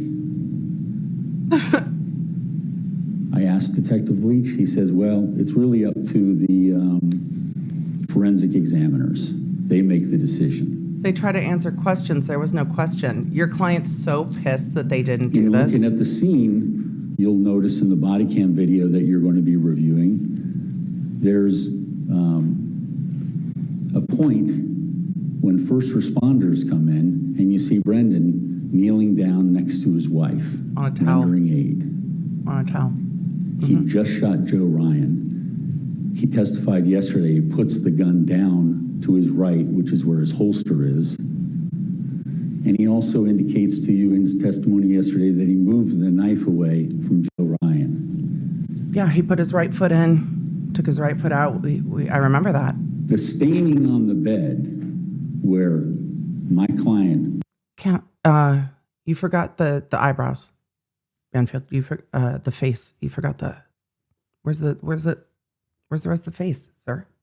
put the gun for the first responders, because whenever there's any sort of a shooting, you have to make sure that you are nowhere near the gun in the event that you're perceived as someone who's hostile. He puts it to the corner of the bed, and the questions that remain were, did anybody ever test the blood on that gun? And you hear from Detective Leach, you can't do that. It was already test fired, and now would be potential for contaminant. Now, we didn't test the stains down on the floor where the gun was lying in before it went up on the bed. And we didn't test the gun, which appeared to be something that a serologist could just take a swab of. Counsel, you're supposed to be highlighting actual questions. Nobody has any questions about this. Yet there's some significant. Y'all, even the audio's over his closing. There's nothing we can do, but the remote mic that he's on is just not it. Placed on the fact that there was a blood stain where the gun was when it had been sitting in a puddle. And so that actually was tested. Yeah, it was a puddle of in blood, terms of the blood Counsel. stain pattern analysis, which Arterial appears to bleed. become the most main focus of the case now. Her carotid. There are questions about many of the things that Ms. Sand says were never tested. And so the conclusions that are being reached in terms of Brendan Banfield did this, he did this, based upon whatever blood analysis, is oftentimes not considering the fact that it was never tested. We don't even know whose blood it was. How do you look this jury in the face when they have been made to sit through so many body cams of the victims laying in the crime scene,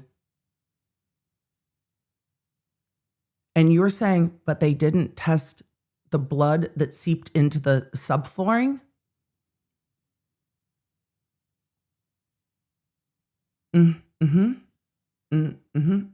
Okay. Those kind of things are important. Sure. And so let's go back to defending the Constitution. Uh-huh. When you So confusing whose are blood it charged is. with presenting a case, and I chuckle a little bit when Ms. Sands says, What? we haven't proved anything, we haven't shown any evidence. All we've done is show evidence. All we've done is try to get the truth out there. My client doesn't have to testify, yet He chose to. And do you know what he said?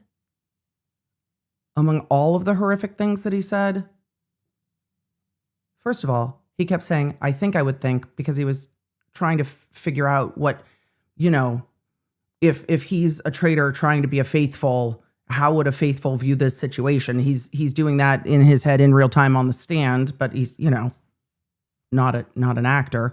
And he was talking about his affair with Juliana and that their relationship got closer later because before that, obviously, Christine was still around. Obviously, his wife was still around. So inconvenient that. Yeah, he said quite a lot on the stand. He also didn't know how she got stabbed 7 times. He also, on direct examination, never mentioned seeing any blood on Christine, who was nude. Counsel. 7. Sure. It's up there and he tells us, He didn't have to testify, you guys. we've done is show evidence. All we've done is try to get the truth out there. My client doesn't have to testify, yet he gets up there and he tells a story. He's a philanderer. We can conclude that. But it wasn't his It's best horrible. friend. It's a horrible situation to be in. He had affairs. He accepted that. He told you, ladies and He gentlemen, had cookies. exactly what was going on and exactly how it went. On cross-examination, he admitted to communications that were provided. Yeah, his counsel didn't say he told you what happened. No, he didn't say he told you what happened. He did not. He 100% did not. Which were letters between he and Juliana when she was in jail. I have a question, chat. It's early. My coffee hasn't kicked in yet. The letters that had the teardrops, you know, the ones that were such a mess because he was crying while writing it. Did he cry while writing it? Or was he just dropping water on that too? Just a question.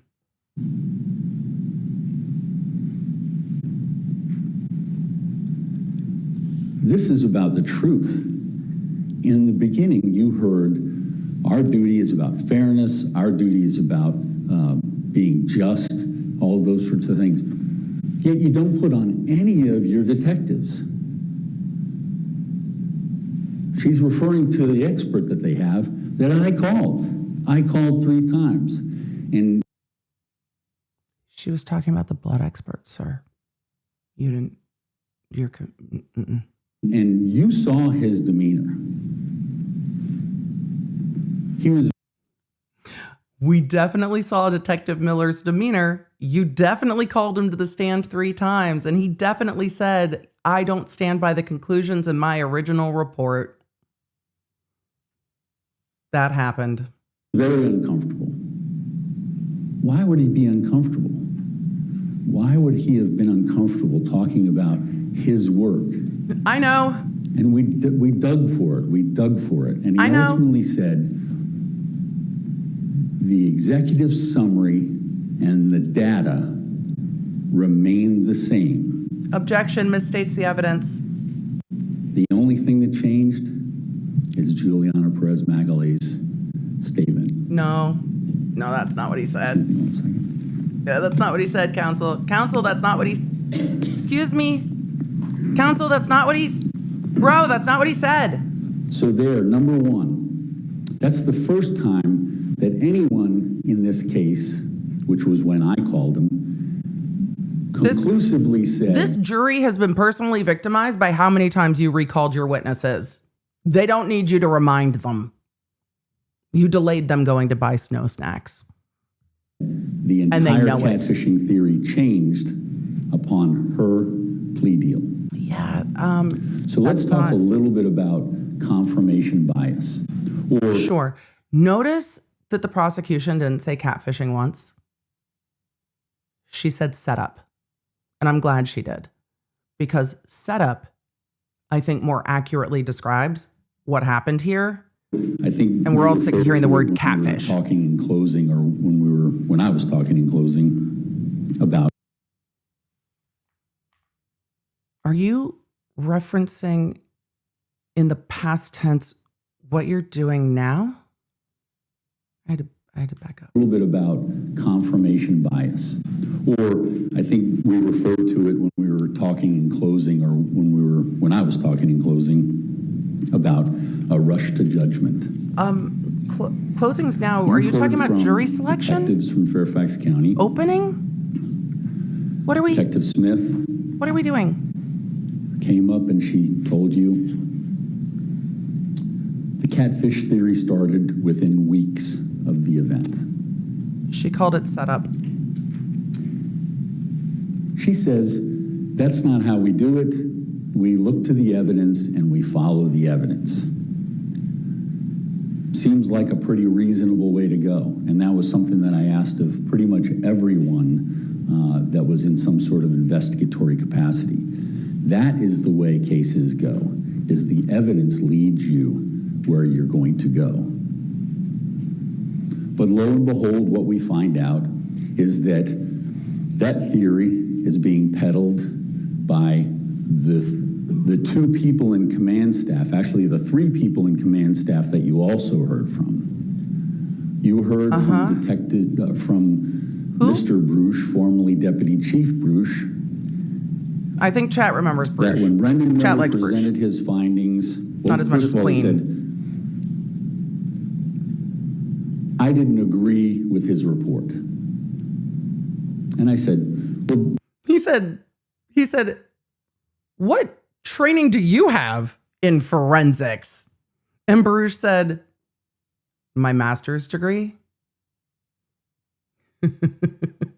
Yeah.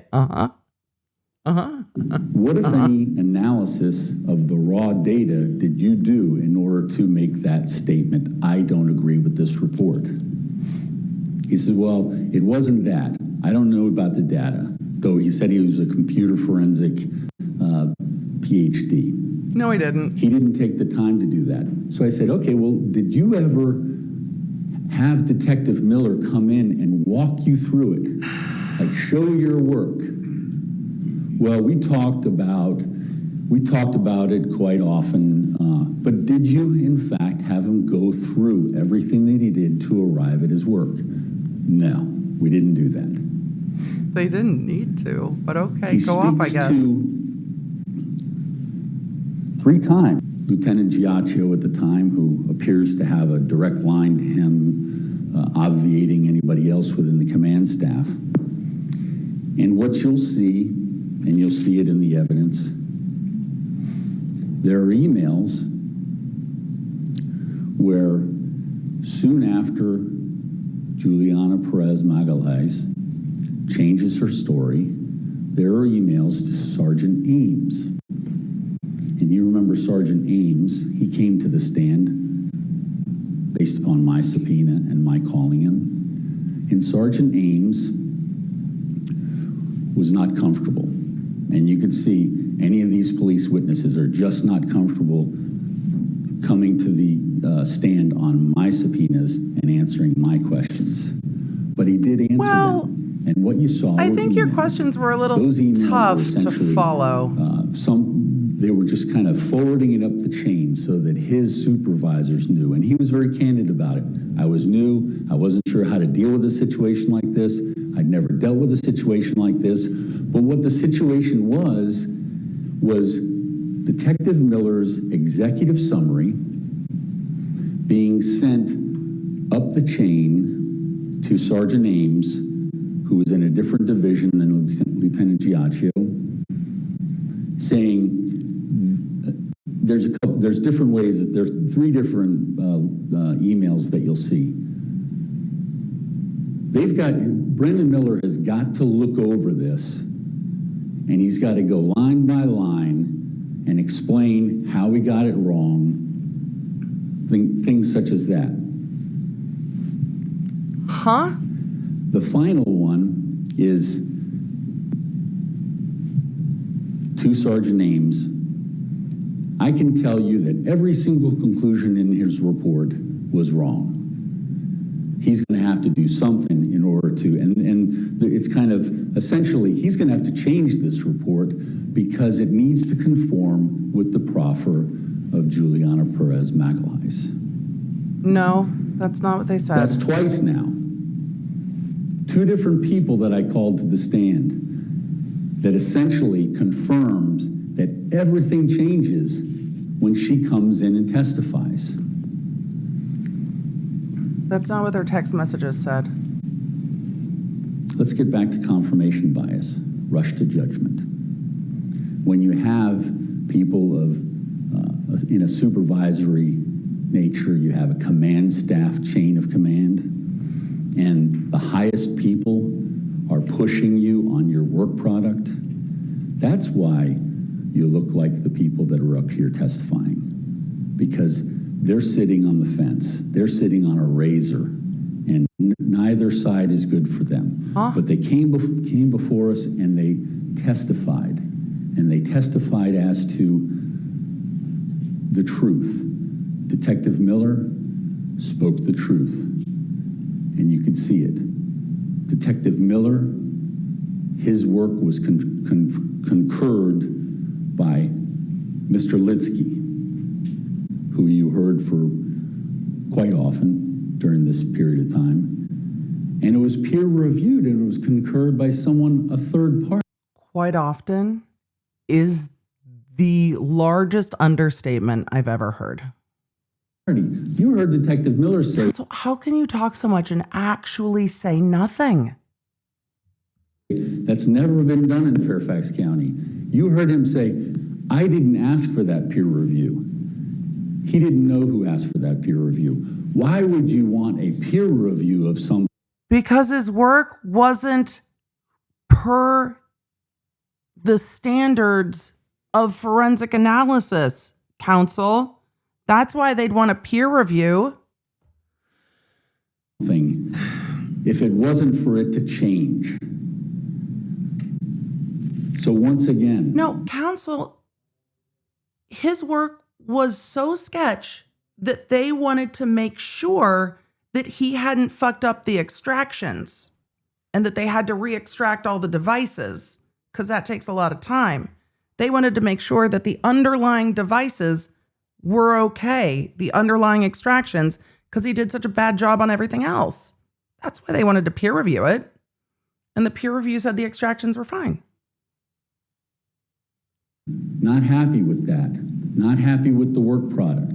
There's nothing to indicate in Detective Miller's background anything but stellar expertise, but he wasn't introduced as an expert for the Commonwealth. Now, this is where this whole theory went wrong. They discredited him. They disregarded him, and they didn't listen to him. And that's a problem. That's a problem for their case. Because there are things in digital forensics that had he been involved with the group that was talking to Juliana Perez Magalhaes, he would have been able to guide them in terms of this is where the digital forensics Ryan, is in conflict with I'm going to you. grant your motion. Ryan in the chat said motion for 1.25. I am granting your motion for 1.25. I am granting your motion for 1.25. This is painful. Also, And Miguelina passed me a note and said that there is an alternate feed option with slightly better sound. So if you will beg my indulgence for just a moment, chat, I am going to switch us to a feed with a little bit better sound and then put us at 1.25. Good, good. It's just going to take me a second to make sure we're at the right point in counsel's argument and we don't miss something, though I know it might not feel like we've missed anything because so far he's said, well, not a lot of anything. So work with me as we find the point where he's talking about confirmation bias again and see if we've already heard this I or believe not. Oh, that's much better. is the closest to the truth that you will have heard. I don't think we've gotten there yet. So let me back. Truest form of the government's theory is we just want to get someone on the hook. And All right. We were at confirmation bias. let's just look at how Juliana Perez All right, let's back up just a little bit more. concurred. He's going to have to do something in order to, and it's kind of essentially, he's going to have to change this report All right. because it needs to conform with the proffer. We're close, chat. We're close. We're close to where we were. People of, in a supervisory nature, you have a command staff chain of command All right, we're almost there. who you heard for quite often during. Good. Good. We needed to get back to our confirmation bias, and then we'll get to Juliana. We're almost there. Talking to Juliana Perez Magalhaes, he would have been able to guide them in terms of this is where. All right. I'm pretty sure this is where we were, right? For it to change. We might overlap just a little. So once again, We're going to go to 1.25 because I literally can't. I can't, you can't, we're just not. not happy with that. Not happy with the work product. There's nothing to indicate in Detective Miller. Oh, that's so much better. There's going to be a little bit of overlap where I backed up this feed, but at least we'll catch up. So for those of you on replay crew going, wait, am I hallucinating? Did I just hear that? No, we switched feeds. The sound is so much better. Miller's background, anything but stellar expertise. But he wasn't introduced as an expert for the Commonwealth. Now, this is where this whole theory went wrong. They discredited him, they disregarded him, and they didn't listen to him. And that's a problem. That's a problem for their case. Because there are things in digital forensics that had he been involved with the group that was talking to Juliana Perez Magalhaes, he would have been able to guide them in terms of this is where the digital forensics is in conflict with you. And you heard me testify, or I'm sorry, you heard me ask questions of many.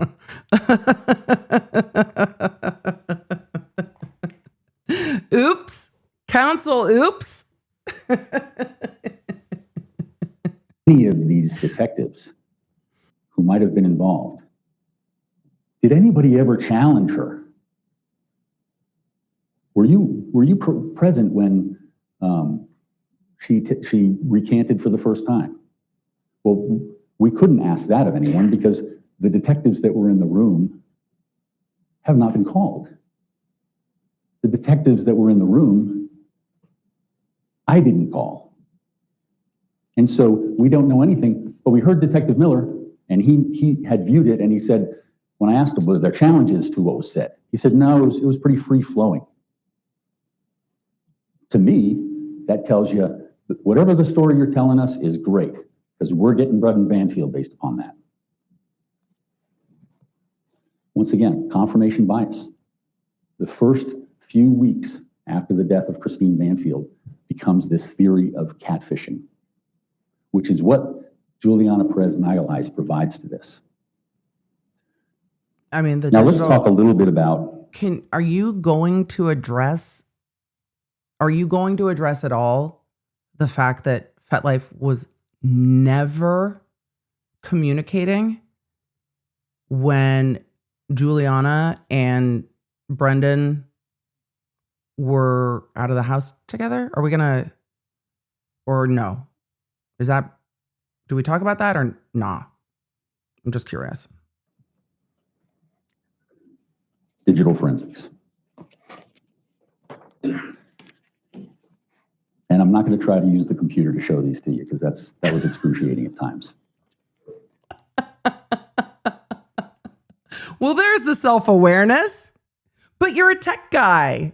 But I think we've gone through it with significant enough detail that when you go back to look at the exhibits, and I'll tell you which exhibits if you wish to write them down. There's the awareness. You're going to be able to see exactly what Mr. Litsky was saying. It's complicated. It's been complicated for me since the beginning. It's not complicated. It's not necessarily an easy grasp, but I would ask that you take the opportunity. You're going to have all this evidence. It's easier than you would think. This particular area. It's easier than you would think. It really is, counsel. So some of you may have been asking about January, or may wonder about January 9th. That's a significant date in this investigation, because that's the day when the Gmail. Do you think the jury's confused about these dates? Do you think the jury doesn't know what these dates are? The jury knows when the email was created, when the FetLife was created, when the victim went swimming and took a picture in the Lifetime bathroom. They know when it's your client's birthday. They know all of his birthday plans. They know about the layout of the house and how tall he is and how high his bed is. They know how long his driveway is. They know about the walking path behind the house. They know more about double pane versus triple paned windows than anybody wants to know. They know. You know what they don't know? They don't know what flavor the cookie was, and if you ever ate his breakfast from McDonald's. That's the only thing this jury doesn't know at this point. Email account called the suspect Gmail account was started.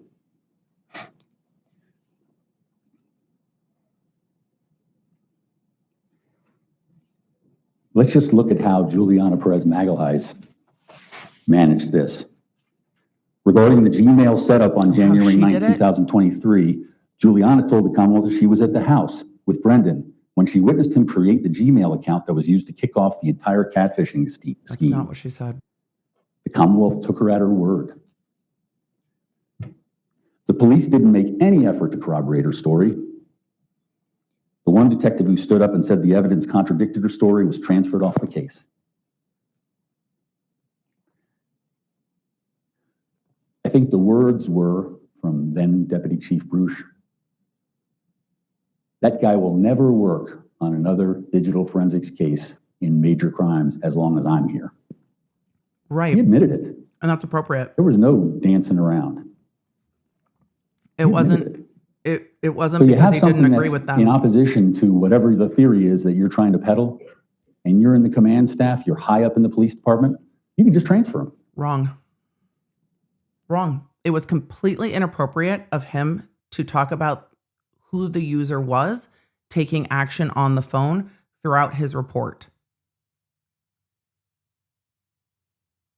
And so it was from that point on, Detective Miller was of no benefit to the police because no one would utilize him once the stamp of disapproval had hit him. He was moved over to child sex.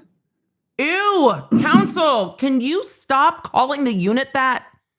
It's fucking weird. Juliana told the same story to you here in court, and it's a lie. The account wasn't created with Christine's phone. I'm sorry, the account was created with Christine's phone, not her laptop, which was the story that Juliana had told. You just said it wasn't. Juliana wasn't even home. She hadn't witnessed anything. And you saw the presentation, and that would be, the evidence would be Exhibit 297, Exhibit 294, and Exhibit 295. They're all in relation. You'd be looking at the Google records, the T-Mobile records, and the subsequent map of where the location was. You heard from Mr. Litsky that the Gmail account is crucial. They all interact. The Gmail account is necessary to get the messages relating to the FetLife. And then the Telegram was created as part of this. Nobody has a question about this. We know. Whatever we want to call it at this point. Juliana made it up. She told the Commonwealth what they wanted to hear, and without question, they just took it as their story. She told this. Hey, counsel, I have a question. How did she know about the windows? How, if she told them what they wanted to hear based on the discovery that they gave her, as you say, how did she know about the windows? Because they didn't know about the windows. Just curious. Just a question. Lie to secure herself a deal that benefited her. This one event relating to digital forensics is reasonable doubt, because every other event going forward requires Brendan, based upon her statement that she didn't have anything to do it, she didn't know how to do the Gmail account, she didn't know anything about the setup, requires Brendan to be involved, or Christine. So let's look at this. There was a period of time, and you heard evidence of it, Brendan wasn't at home. January 23rd, there was a Gmail login at 11:22. That's Defense Exhibit 245. FetLife was accessed.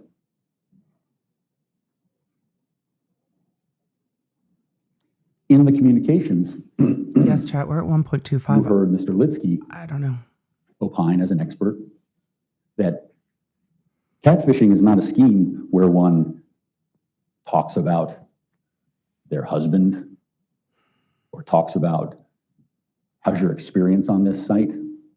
What? Catfishing in the truest form of the government's theory is we just want to get someone on the hook, and then person's gonna come, and then we're gonna do what we did in there in the house. Huh? It's not consistent with catfishing. And you'll see, based upon the records relating to January 23rd, There was only one adult in the home at that time. And that adult was Christine Banfield. That's January not 30th, what the there were records two say. Gmail logins. 1036 and 1103. Exhibits Brendan Banfield 251 and Brendan Banfield 252. Brendan wasn't home. That can be shown. Mm-hmm. So there were two adults in the house. Christine Banfield and Juliana Perez Magalhaes. Right. Juliana testified to all of you. She doesn't know anything about the Gmail. She doesn't know how to activate it. Well, somebody. That's not what she said. That's not what she said to my memory. She said she didn't know who started it. Activated that day. Somebody logged in twice. And there are two adults in the house. Either Juliana's lying again and she did figure out how to do Gmail, or this was Christine Banfield. Digital forensics, oftentimes for people who don't understand it, will say things like, well, isn't it possible Sounds like it. this? Well, you see what happens when an investigator is looking into trying to get attribution. They're looking at all sorts of different data facts in order to make a determination, make an opinion. It's not as easy as saying, well, isn't it possible this? There's more to it. And once again, digital forensics is not being given the strength that it is due.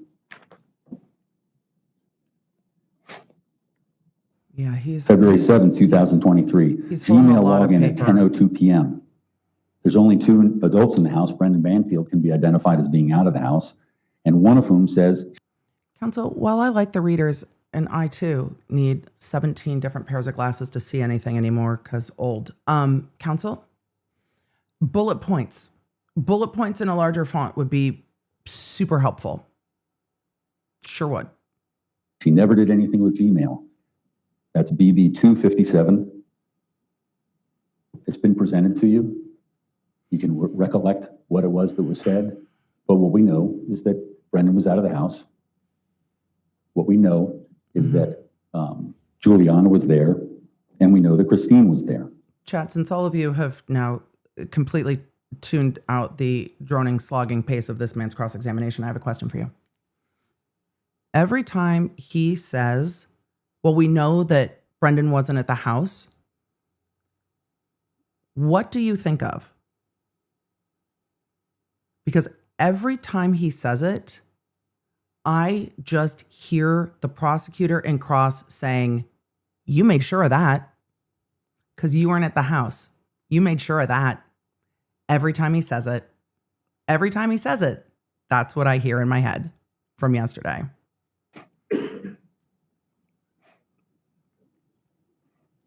February 13th, 2023. There are logins in the morning in the 7 a.m. hour.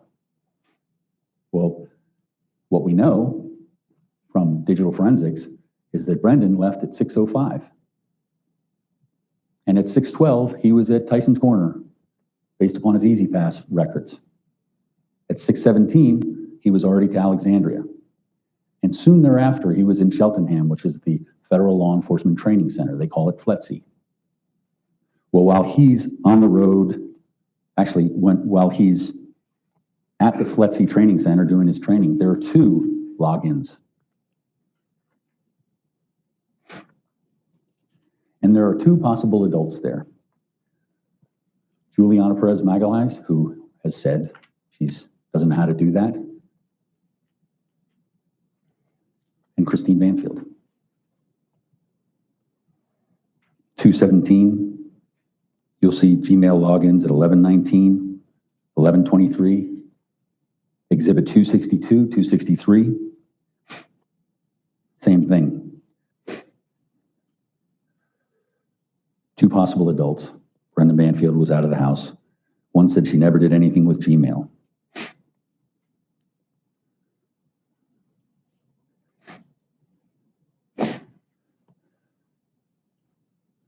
The sniffing is That I think back. is very important. in the discovery that was provided, both to Juliana Perez Magalhaes as well as my client in preparation for her trial. FetLife was in the discovery, but Gmail was never in focus. Never in focus. So her testimony, there's a comfort level with FetLife because she saw it in discovery. She didn't see the Gmail. Huh? And isn't that a coincidence that when asked any details, she says, I don't know. When she says, I don't know for 5 or 6 questions, I hope you recall it. I recall it vividly. She said, if you I recall it vividly. You were trying to say, well, exactly which one did you write? And she said, well, off the top of my mind, I can't tell you. I can't tell you which ones I did, which ones he did. Well, what date was it? She's like, I can't tell you the date. There were a lot of dates. We did a lot of messages. That's not how that went. I remember it vividly too. It's just, I don't know if the jury's going to remember it the way that you do, but maybe some of them will. Maybe some of them will be like, yeah, she was being evasive. Maybe. keep asking these questions, I'm just going to say, I don't know. That was And she funny. continued to do that. We felt her on that though. Were my questions challenging, like the kind of questions that a detective might do? No, No. We were just looking for details. they were just bad. We were looking for details because we wanted to try to iron out what are these situations here. She was unwilling. She didn't know, but she knew I was digging for something. Scotty doesn't know. But if you look at the way Scotty she doesn't know. testified to all of Scotty you in doesn't direct, know. Don't tell Scotty. she was led to a certain statement or a certain fact, and she stated it. In cross-examination, I asked anything about that.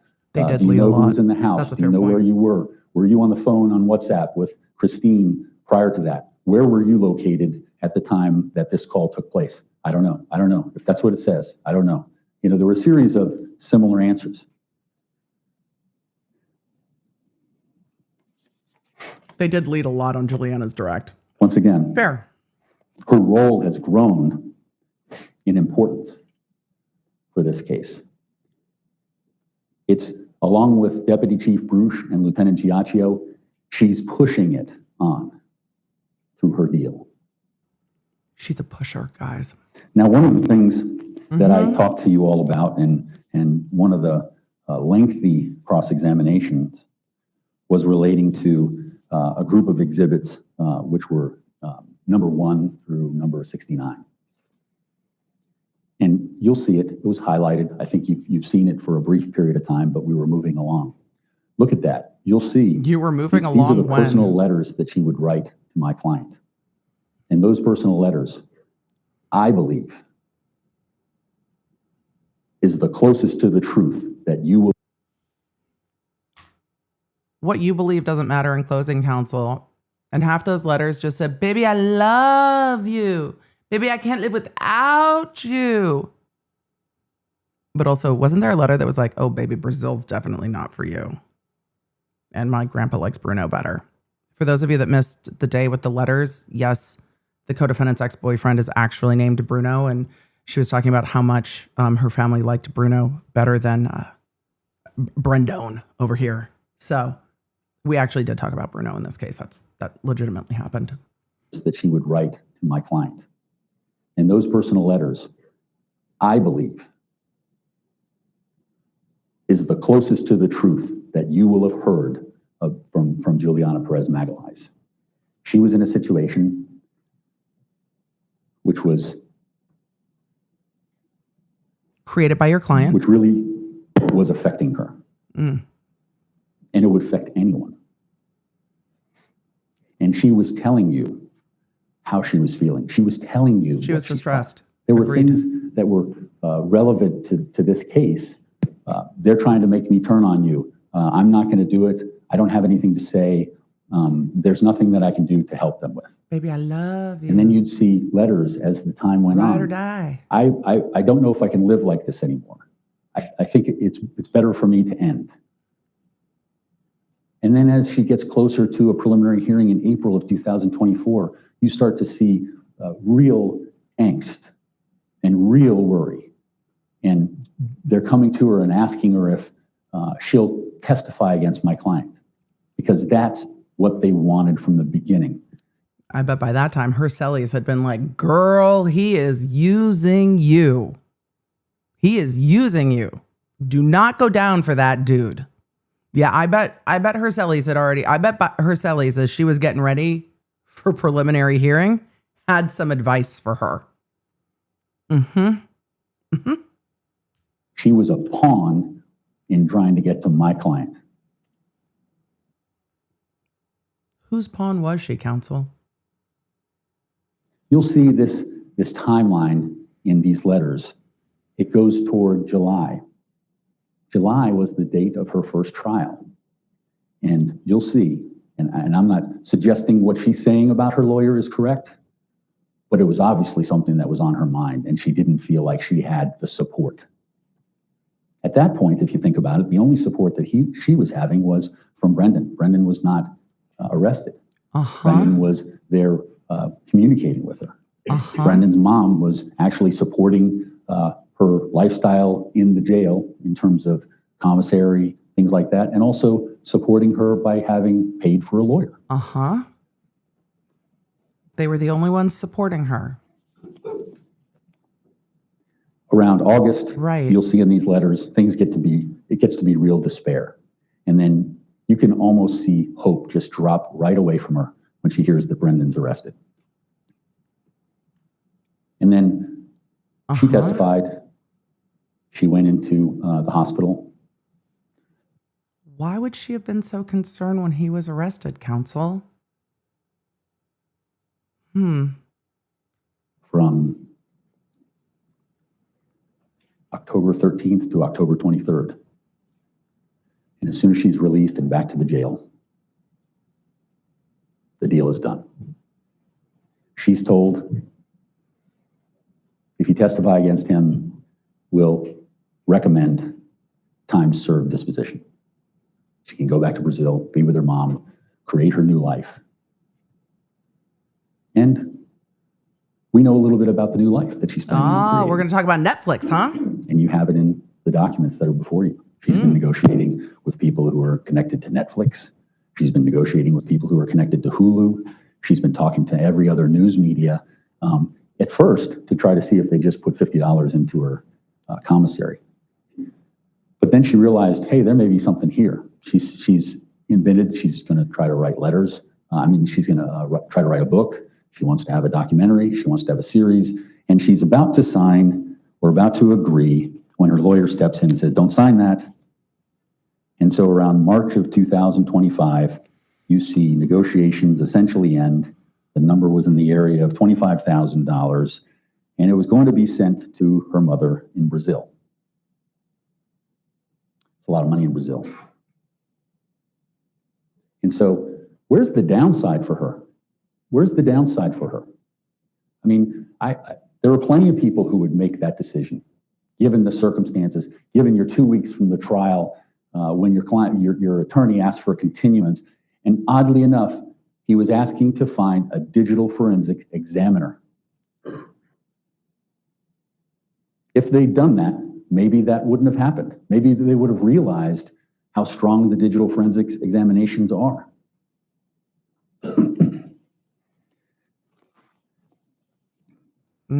But they were recording the dog, though, Her counsel. entire story They were recording the husky, though. Her lawyer wanted to do that. has been bought and paid for You First, wanted that line. with her freedom, There it is. and then now a little bit on the back end. There's a jury instruction in here that says something about uncorroborated testimony, and you should be careful of it. Now, how did they try to corroborate her? So isn't this funny? They're trying to bolster the witness who's the centerpiece of their entire case. Well, they found something when my client was arrested on his laptop that said they'd just gotten vinyl light windows in December. So sitting in the meeting with whomever, they say, can you tell us anything about these vinyl light windows? They're triple paned, probably really good. I wasn't there. I don't know. What are you talking The about? story she gave was that, fantastic. We got If you mention Ace Ventura Pet Detective, I think it's just going to have to be bingo, counsel. Where are you going with this? triple pane windows because Brendan wanted to make sure you couldn't hear a gunshot in the bedroom. And and she says, he asked me to go outside and scream. That's not what she testified to. It was never about the gunshot. It was about the setup and the neighbors not hearing Christine. It's actually worse, counsel. It would be less bad if it was just about the gunshot. To see if the windows, and she says, I'm not going to do that. So she ended up staying inside and saying Brendan went out and screamed. Well, you heard the test. I mean, this gentleman from Vinylite Windows came in. They trotted him up there. And he said, yeah, you know, we met in January. That was when we first talked about this. And it wasn't just the windows for the bedroom, which is what Juliana said. It was the full windows. And then you saw an artifact on Facebook that is Christine Banfield actually talking to her neighbors about the numerous vendors that they had been working with to try to get a quote from December of 2021. Oh, now, counsel. So this is well before. Counsel, no, I don't believe that Christine Banfield got to choose the windows. I'm sorry, counsel. From the testimony I heard, it is your client's house. It is his bedroom. It is his car. It is his. No, I don't think she got to pick the windows. I think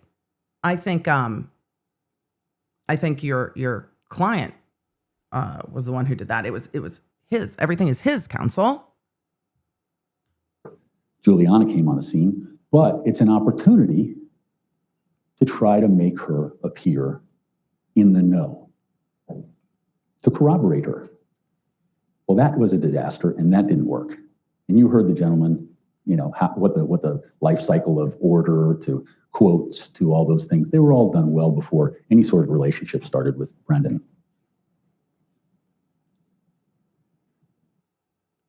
Which is why I think that he didn't do this, because he was so in love with Juliana. I think the relationship with Juliana came as he needed more pieces to the plan. That's just how I see it. So the windows were Confirmation bias. First bit. Rush to judgment. They take a while. It continues on. Detective Leah Smith tells us the catfish theory was told to them within 2 weeks.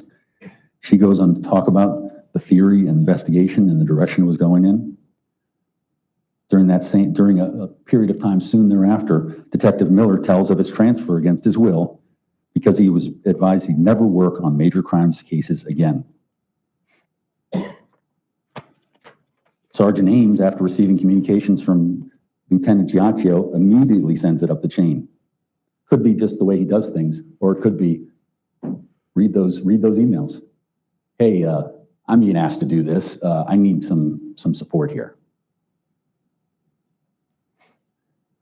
When you have a theory that gets pushed from non-investigative command staff, and you have a theory that the investigators look at, then you create something called tunnel vision. And that tunnel vision, if you're following what essentially are orders, is to the exclusion of any other evidence. Counsel.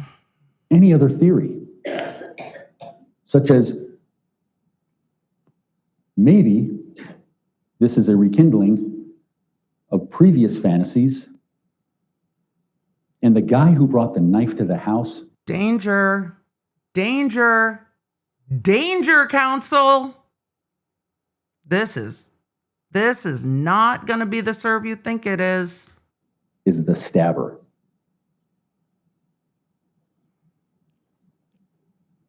You can see how that theory is going to be pushed aside. Look at how deliberately he paused to look at the jury, and I'm on 1.25 speed.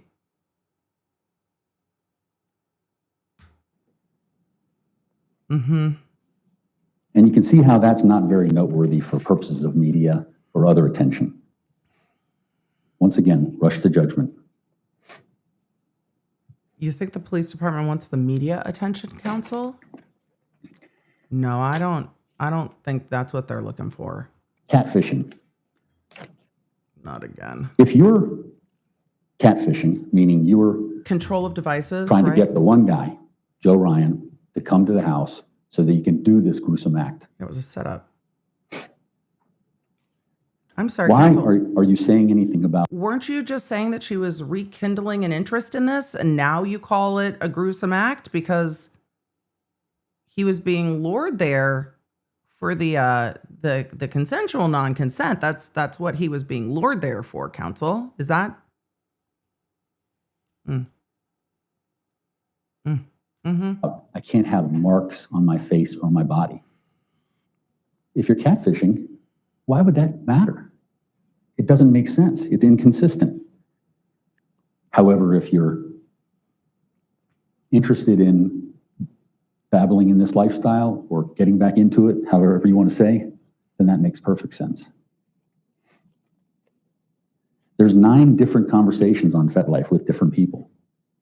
And you have all of the FetLife communications. And you can see, why would you have discussions where you're bringing things like no marks, anything like that? All you need is one if you're going to carry out what the government's theory is.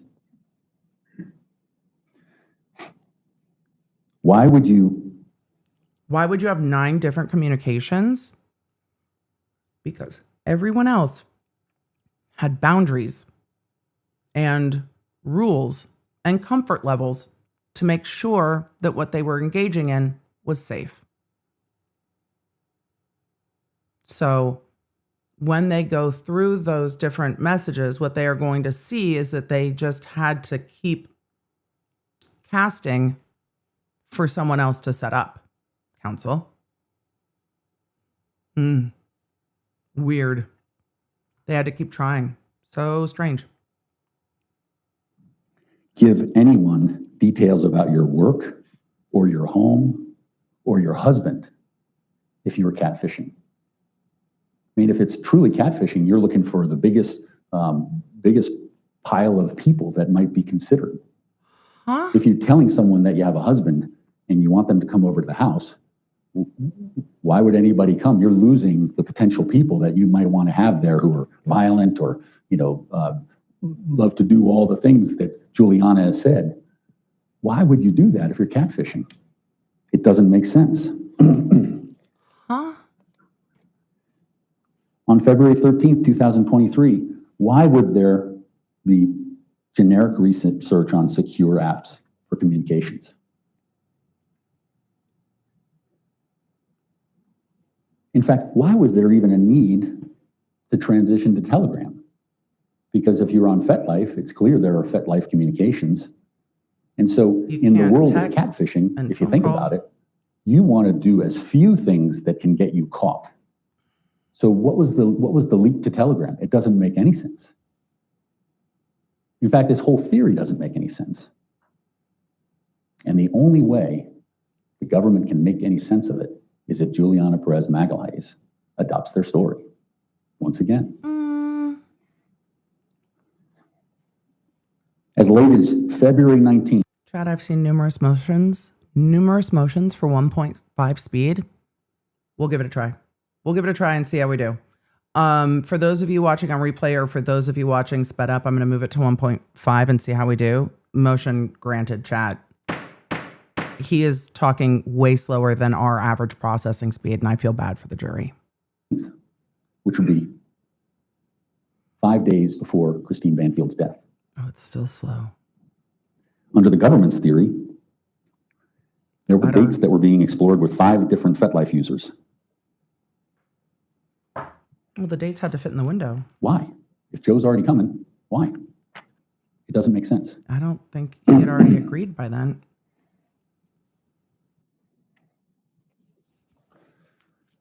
It doesn't make sense. You said that. Juliana Perez Magalhaes is doing what probably anyone would do who's from another country, who comes here for an adventure, which is what au pair exchange is. It's essentially a cultural exchange. And the idea is you get to live in the country and you get to live like people in the United States. And then you go back at the end of your time. She knew at the point when she was hospitalized to the point of sickness as a result of what was going on in her life that she had to do something. And the Commonwealth and the police broke her. She turned down a misdemeanor, according to her, in January, on January 1st, and you'll see it in the communications. She turned down a misdemeanor, and all she had to do was testify against Brendan. In July, you hear her recounting her meeting with her lawyer, where her lawyer floats the idea, well, what about a manslaughter, time served, and you don't have to testify against Brendan. She agreed to that. That was never what they were talking about. That was never what they wanted to do. You heard from Sergeant Matt Nilsson, who briefly came in, and he was one of the homicide. Yeah. The thing that's hard, counsel, is that Chat has watched Catherine McBanawa turn down full immunity for life in prison because, baby, I love you. Because, baby, I love you. I'm a ride or die for you. I ain't no snitch. Juliana was like, baby, I love you. And the second he got arrested, I think Juliana was like, well, shit. I don't know if that's going to go both ways. I don't know if that's going to go both ways. And based on your client's 2 days of testimony, I can see how she came to that conclusion. People during the time of the killing of Christine Banfield. He's since rotated out to another division. But he came in and he said the whole goal of arresting Juliana was to flip her against Brendan. Once again, further corroboration. We knew it. We saw it from her letters. And now you have someone who was involved saying, yeah, that was what we wanted to do. That's why we did it. They broke her.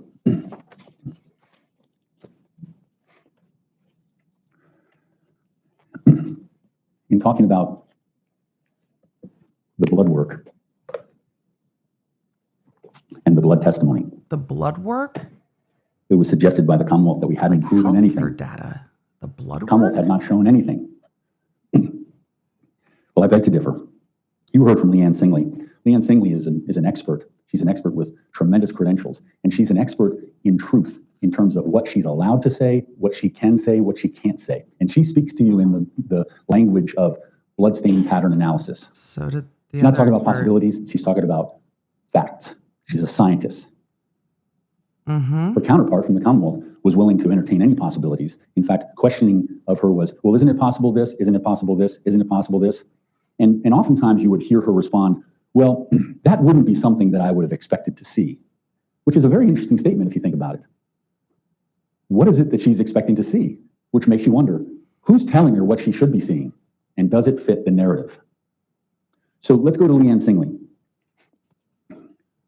She tells you, Okay. Thank you for the gifted memberships to everyone who's gifted memberships. of the account of the events, Ryan stabbed Christine in the neck. We're at 1.5. Brendan shot Ryan in self-defense.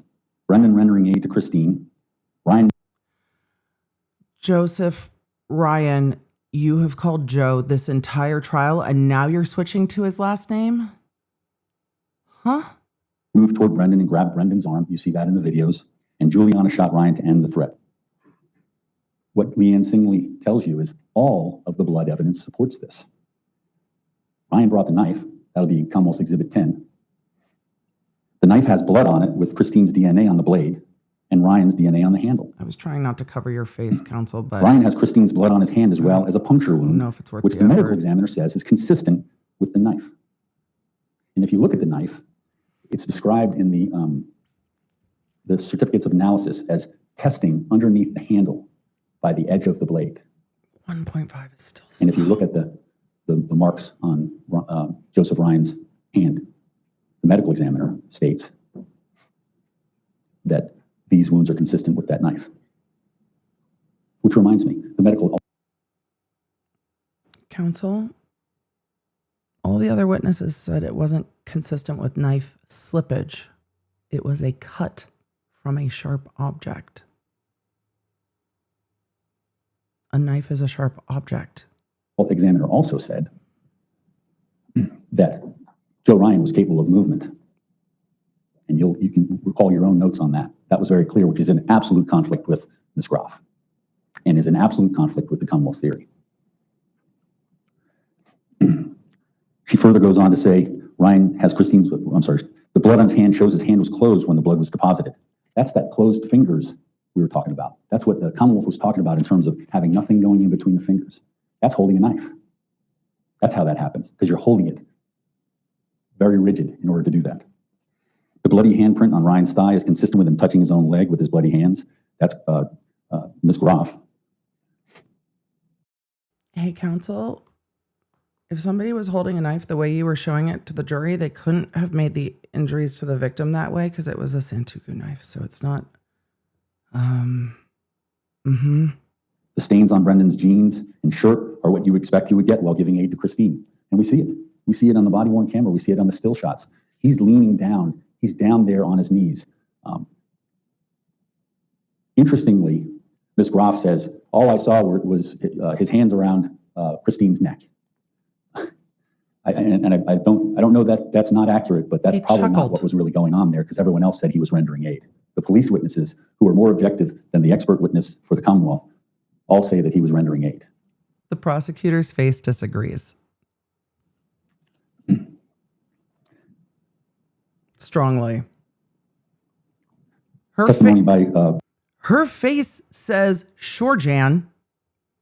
The subtitles on the prosecutor's face are just, sure, Jan.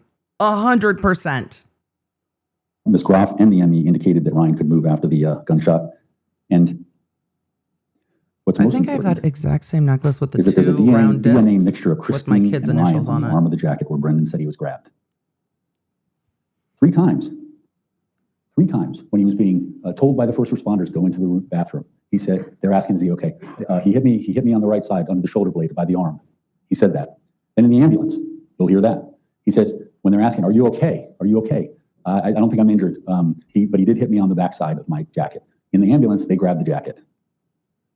And then when he was in the hospital, saying arm, but okay. the doctor asked, and he says, he hit me on the back, but I'm not injured. The critical part of that is that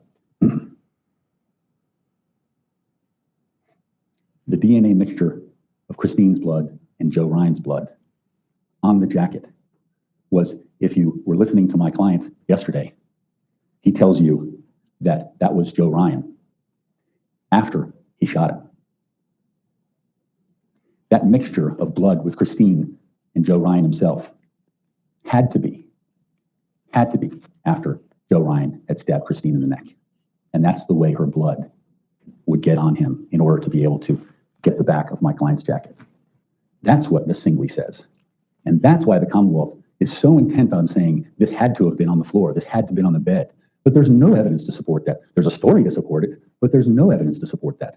The evidence in terms of what happened in that room, and the crucial evidence is spot A on the back of the jacket, and you have it in evidence, and you also have it under Commonwealth's Exhibit 160, 161, and 167. Interesting. Now, let's just talk a little bit about the prosecution's evidence. Brendan's DNA is not on the knife. That's also supported by those same forensics. I was wondering if he was going to point that out. He doesn't have any injuries to his hands. That was confirmed by EMTs. In fact, poor officer, I'm sorry, the young man who was 1 year on, I forget his name now. He was brought up to introduce his video and then was asked, well, why'd you let him wash his hands? And you can see my client, for a period of probably 40 minutes, is literally walking around, in a trance from what he was just involved with. And he was walking around with blood all over his hands.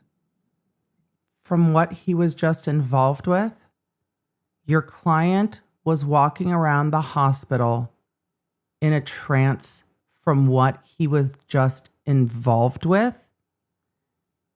You can't even mustering up saying my client was walking around the hospital dazed because he had shot someone who had brutally murdered his wife.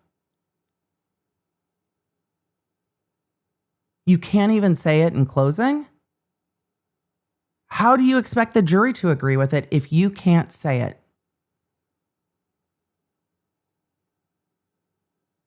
What he was just involved with.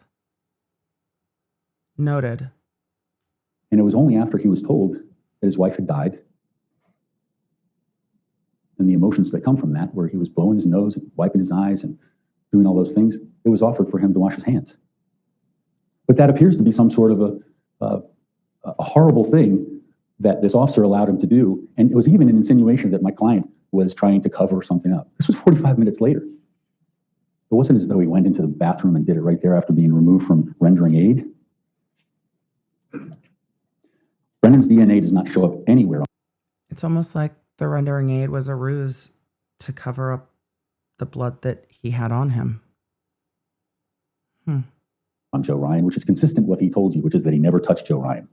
There's no indication that there was any sort of movement. And frankly, what's the possibility, I guess I'll use the same word, that a 185-pound man would have been moved if he was otherwise dead? It's not an easy task. Excuse And me. Brendan Banfield's an athletic guy, but I don't think he's up to moving 200 pounds in that. And now you've offended your client. Counsel, I wouldn't be surprised if he stood up and fired you. He's so tall, counsel. It's called leverage, counsel. Leverage. I don't think he can move 200 pounds. Counsel. He's going to be so mad. In that sort of way. So that's an absolute red herring in this. When Mr. Carroll, do you have quite a bit more? I just want to give you a chance to probably about another half hour. Yes, let's go ahead and take our morning recess for 15 minutes. Please do not discuss the case at this time and do not do any outside research. Morning break. Morning break. You think his client's going to give him the what's for on morning break? What do you think his client's going to say to him? How dare you? I easily bench more than that. All right, just come back at 11:55. All right, 11:55. I'm so strong. My client can't even move 200 pounds, y'all. Okay, counsel. Ways to piss off your client. We're going to zoom past the morning break because EDB is getting precariously close to zoom time. Jury's coming back in. I think counsel said he had about a half an hour left. I don't believe him. We're going to keep it at 1.5 speed because pain. The jury's coming in. Judge A is just like, sir, really?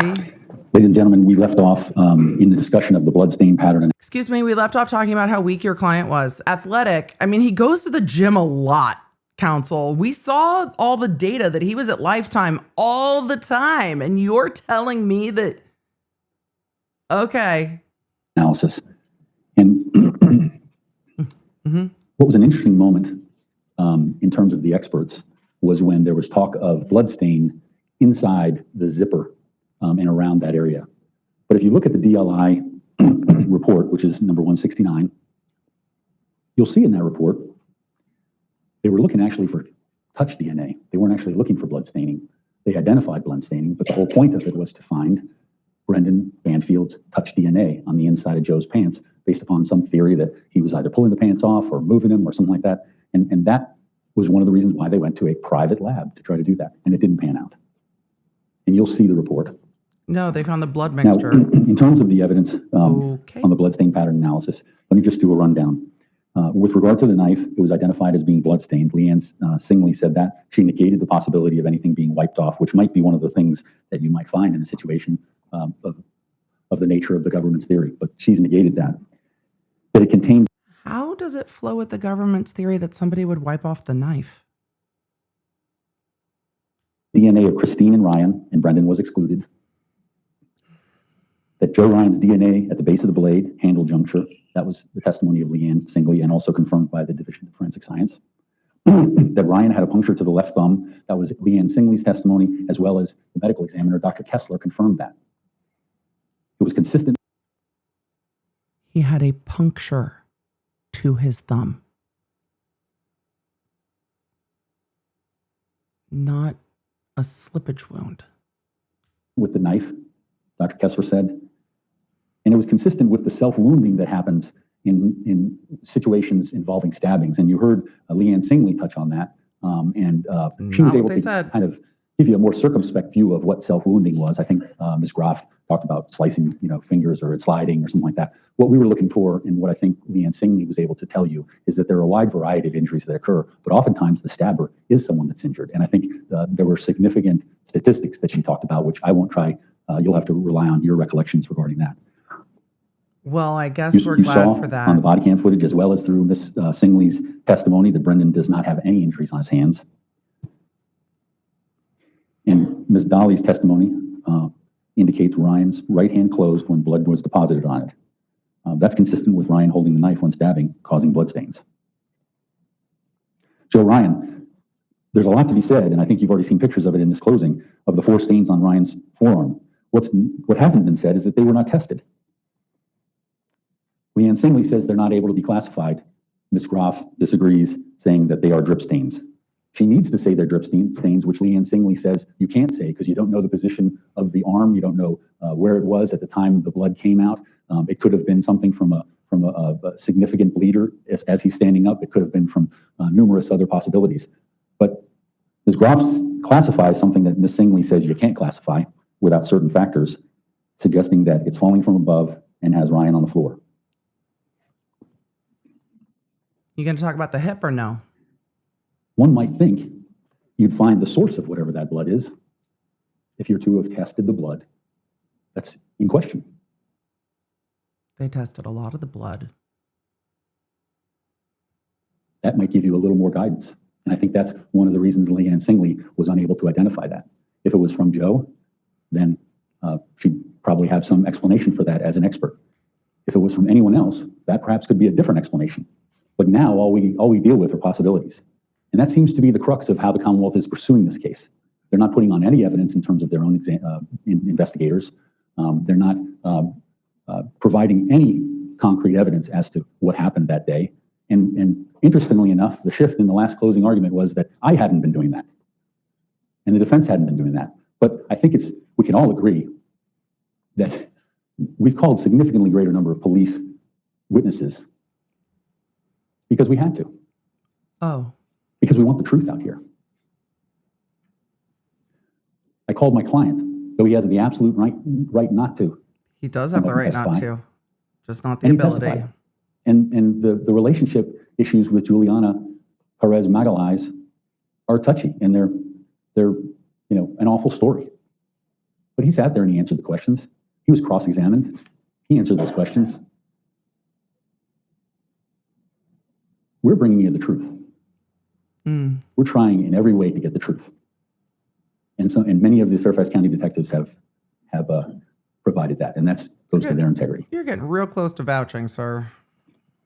The genes, the touch DNA from the waistband zipper indicate Joe Ryan and Christine Banfield are contributors. Brendan Banfield is excluded. All samples collected and tested on Ryan were from Joe Ryan or Christine. Brendan not identified as a contributor in any of them. Nothing in the materials reviewed gave any indication that Ryan was not the stabber. That was Leanne Singley's testimony. Brendan's jacket, blood on the rear of the right sleeve, DNA on exterior of right sleeve, mix of Ryan and Christine. Brendan indicates that Ryan grabbed his arm on Officer Beckner's video, Officer Baumler's video, in the.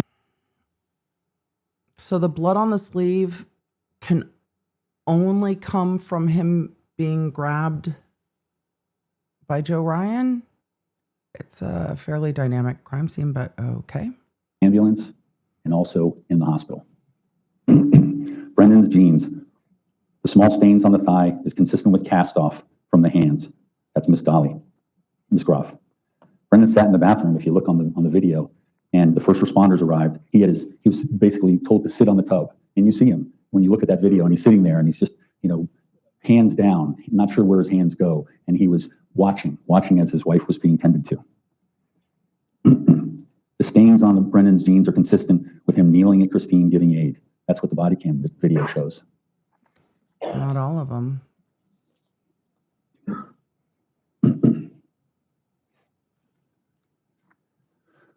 Counsel, I'm at 1.5. How is this pause this long? Counsel. Back to the digital forensics for a moment.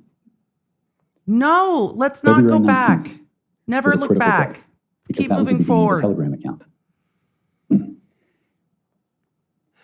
Juliana says she watched Brendan. They stole the laptop and the phone. They deleted the two-factor authentication code. But the two-factor authentication code remains on the phone to this day. And this is Defense Exhibit 156. Is it possible that Brendan and Juliana did this without Christine knowing that a Telegram account was opened in her name? It's not. based on this exhibit. Huh. Because if you look at it, and you can look at the message from Telegram shows up right underneath a message from Brad of Inova PICU, and right above a message from Nicole at Inova PICU. That's not a photo of the phone. It was done early in the morning. That's If it had been done by someone other than herself, an as soon extraction. as she looks at that message, But those are snippets of an extraction, counsel. Do you have a screenshot of the phone? from Nicole, she'd realize something's going on. I should check this out. Inconsistent with catfishing, inconsistent with someone pursuing a fantasy. February 23rd. Yes, he just said inconsistent with catfishing, consistent with someone pursuing a fantasy. Yep, that's what he said. We saw digital forensics evidence from the evening of February 23rd. We saw use of Christine's laptop for 90 minutes for resort searches, with a couple of minutes of Telegram use interspersed. The Commonwealth in cross-examination opined, well, wouldn't it be possible that even if you were sitting in the same room, that she could have gone away to go to the bathroom for 2 minutes? And I guess, you know, in this world, anything's possible. Is it probable, however? And that's really the more germane point to this. The Commonwealth. They should have focused on this point a lot more and the timing of this point a lot more and left out a lot of the other stuff. Because by this point, I don't even know if the jury is still with him, but the closeness in time on the same device is one of the things that they can work with out of a whole lot of things they can't work with. But it's lost in the middle of all the rest of this. The Commonwealth's, I guess, concern in cross-examination was confirmed, at least in terms of the room, when Brendan testified. And if you recall, his discussion, we were talking about, we were already going on a cruise and we were talking about going to the Dominican Republic. We saw the calendar that showed the place, Royalton Resorts. We showed the searches that showed kid-friendly vacations. So we knew who was behind the keyboard, and Brendan knew who was behind the keyboard because he was there with Christine. And they were collaborating on the vacation research. Brendan was playing with Valerie, and Christine was on the couch with her laptop and her phone. That's the testimony. The device's symmetry and connectivity you heard about has the context to complete the entire picture. Juliana was not in the room, and this is supported by the analysis on her phone, showing a steady stream of messaging, social media use, You can't. and Netflix at the same time Wait. that Telegram, FetLife, and the suspect Gmail account were being used by Christine. You can't be on your phone in the And same finally, room with other February people? I didn't know that. I didn't know that. Juliana was not awake and not out of bed based on her devices at the time she claimed. Also, as I remember, there were the Dominican searches and then the Telegram. Did it go back to the Dominican searches on the laptop or did they hop to the phone? To be watching Brendan Banfield sending messages in the kitchen. You heard Mr. Litsky talk about her Apple Watch. You heard him talk about her phone. We're showing when steps were showing, which would be an indication of someone moving. She had not moved for some time after the laptop was accessed. What we know from the testimony yesterday was that Christine Banfield had the laptop and the phone in her bedroom and was awake when he went up to retrieve Valerie. That is an artifact in the world of digital forensic analysis. And you'll see this entire exchange, Defense Exhibit 348, 349, 350. The 4-year-old that ran thundering down the hall and then suddenly was Magalhaes deep first asleep. steps at 6:26. Defense Exhibit 351, 352, and 353. Juliana Perez starts her day after the Telegram message is already sent. In conflict with what she's told, in conflict with the story that she's adopted on behalf of the Commonwealth. Brendan's at McDonald's. Exhibit 354, 355, 356. Those are timestamped screenshots from the McDonald's videos. Juliana You guys, he was at is on the McDonald's. phone telling us her phone tells us that her activity stops at 7:24 under Defense Exhibit 357. At the exact same time, her watch steps are stopping at 7:24. Defense exhibit number 358. Defense exhibit 359, Juliana steps resuming on the phone at 7:41. So the time she was in the car then? Exhibit 360, Juliana, car is parked at 7:41. Exhibit 361, Juliana's watch resuming steps at 7:42. We know that Brendan was out of the house. We know that Juliana was in her car. And if you look at exhibit 362, there's someone who's logging into Christine's laptop at 7:33. There are no other humans in the house. And Juliana and Brendan were not there. In conflict with the government's theory, Christine. Where did they go on the laptop? When they logged into the laptop, where did they go on the laptop? Oh, right. They just logged into the laptop. Logs into her laptop and places her devices in a drawer. She puts the devices away. She gets Lily down into the basement, brings her food to the basement, and gates her in. And she meets Joe Ryan. And they walk up to the master bedroom.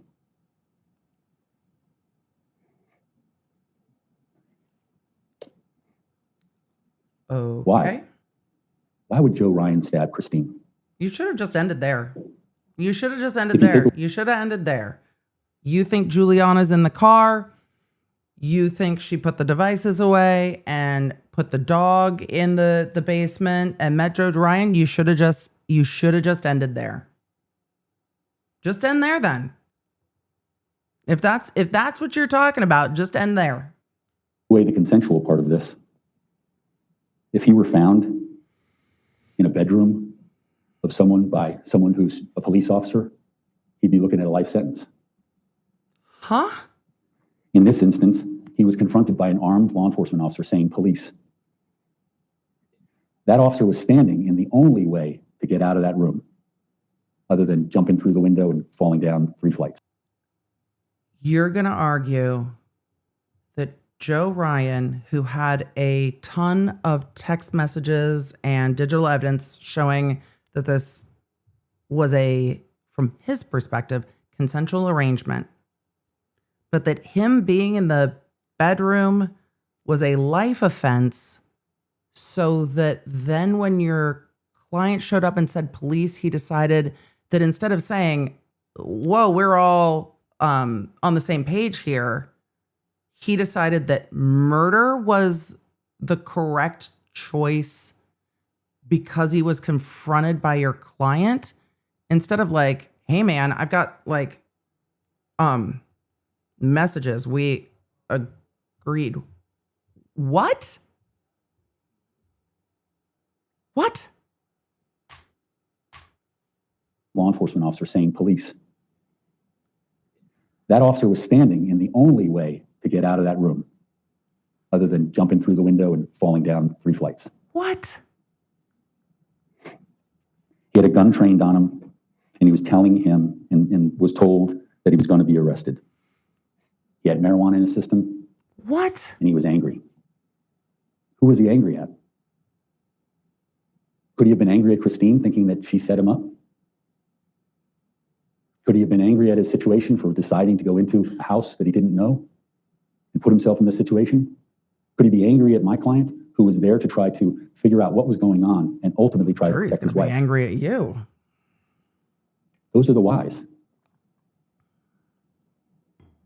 And if we'd had any investigators that were actually involved in the case coming to the stand, those would be questions that I would want to know, and there would be questions that you would want to know. Because you have a decision before you, and that decision requires a review of all of the evidence. Now,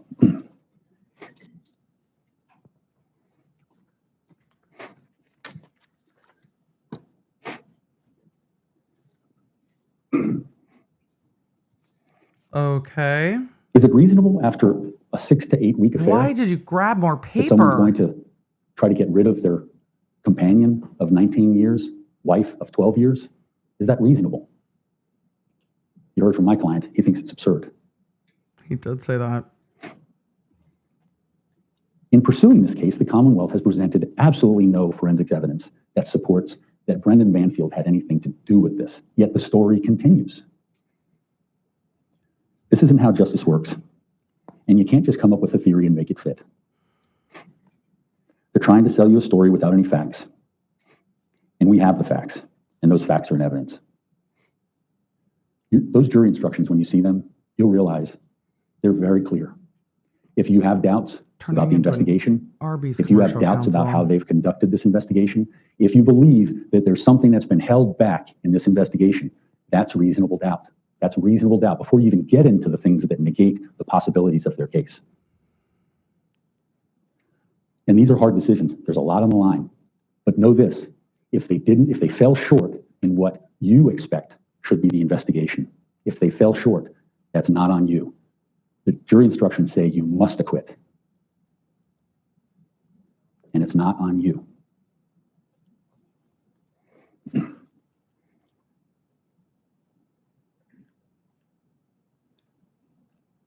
I don't have another opportunity to talk to you. It's their burden to prove this beyond a reasonable doubt, so they get the opportunity to speak. So I apologize if I've gone too long. You have. But I wanted to make sure that these important I assure issues you came that. before you. Okay. And I leave you with these words. When they lie and manipulate to get someone to make a statement, that's not discovering the truth. That's planting the truth.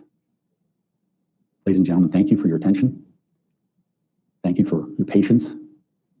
And at the end of your deliberations, I ask that you find my client not guilty of all charges. Thank you. All right. Rebuttal argument. Okay. Mike and Mr. Carroll.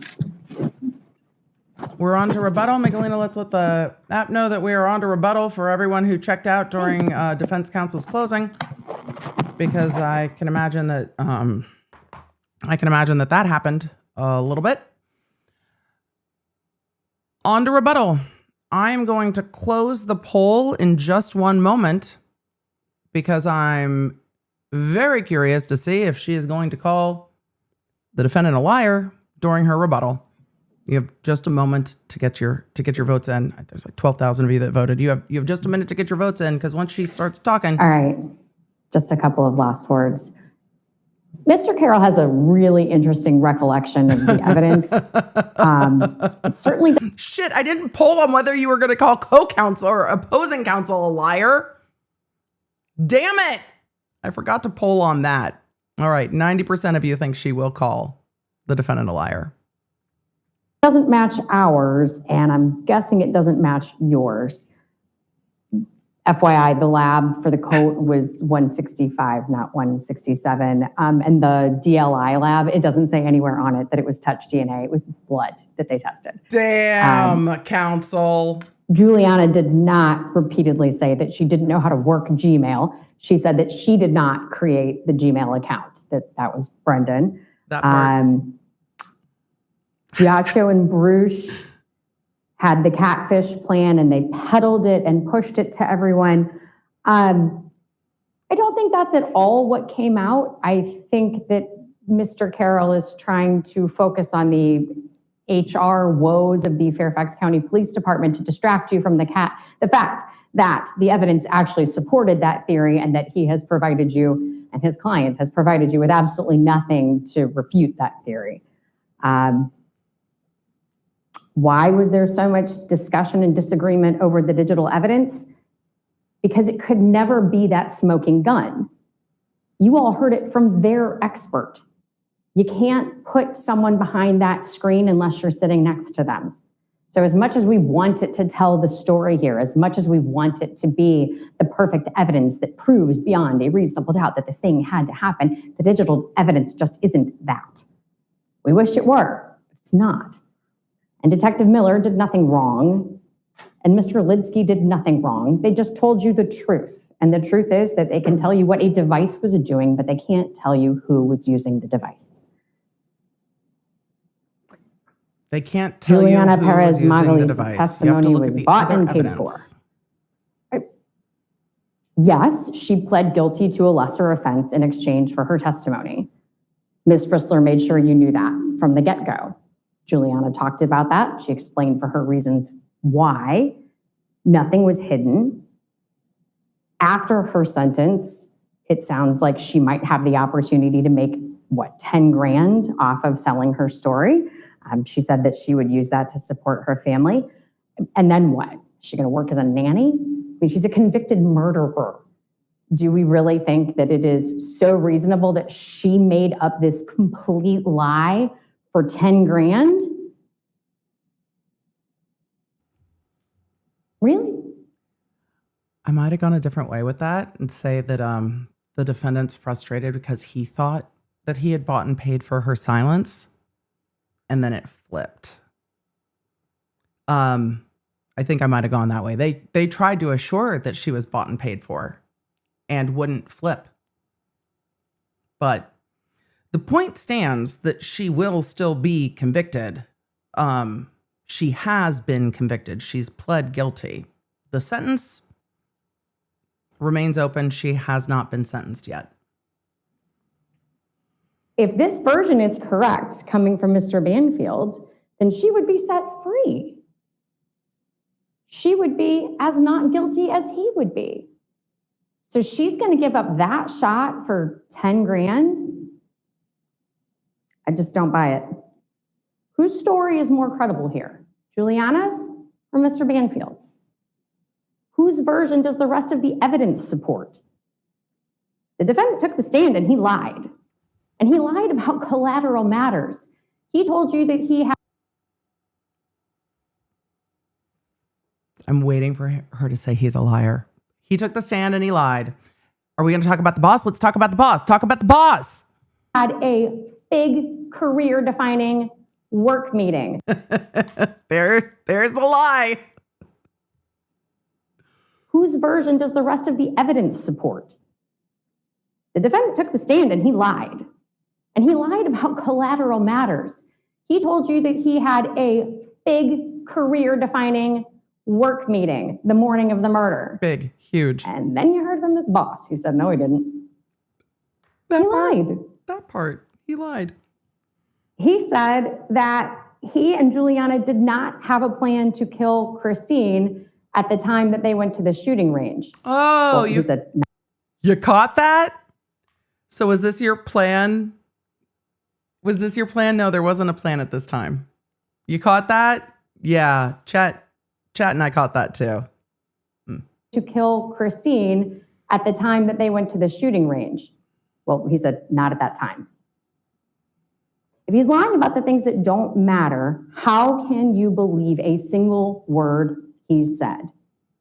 And ladies and gentlemen, you have to do that in this case, because without some alternate theory, the Commonwealth's evidence is uncontroverted. So you got to pick one. Juliana, Mr. Banfield. Oh boy, that's Whose story does the evidence support? okay. All of that blood, the DNA, to some extent, the digital forensics, the physical evidence collected at the scene. That's what you can rely on. Don't rely on his narrative and his recollection of the evidence. For that reason, don't rely on mine or on Ms. Rissler's. Rely on yours. It is your collective recollection of the evidence that you have heard that is controlling. You know what was said here. You know what the evidence is. We trust you to make the decision. Thank you. Wow, that was brief. I'm really surprised. I'm really surprised how quick counsel's rebuttal was. So at the end of closing arguments, the defense attorney did apologize for maybe taking too long in his closing. I think that he assuredly did. And we were at 1.25 and then at 1.5 speed for his closing. And it was still quite drawn out. There were points at the end that I think counsel would have probably been better leading with. The searches on the laptop, Christine Banfield's laptop, for the vacation and kid-friendly reports in the Dominican, and then a hop onto Telegram and then a hop back. I think if he's trying to poke holes in who was using the laptop, that was the one closest in time. But notice the defense didn't say a thing about their audio forensic expert. For that matter, neither did the Commonwealth, but did they need to? Not a thing was mentioned. And when we got to the prosecution's rebuttal, I have to wonder if the Commonwealth felt that the defense was a little condescending to the jury, that he was telling them something that was contrary to their own memory and what they experienced in court, because she leaned into rely on your memory.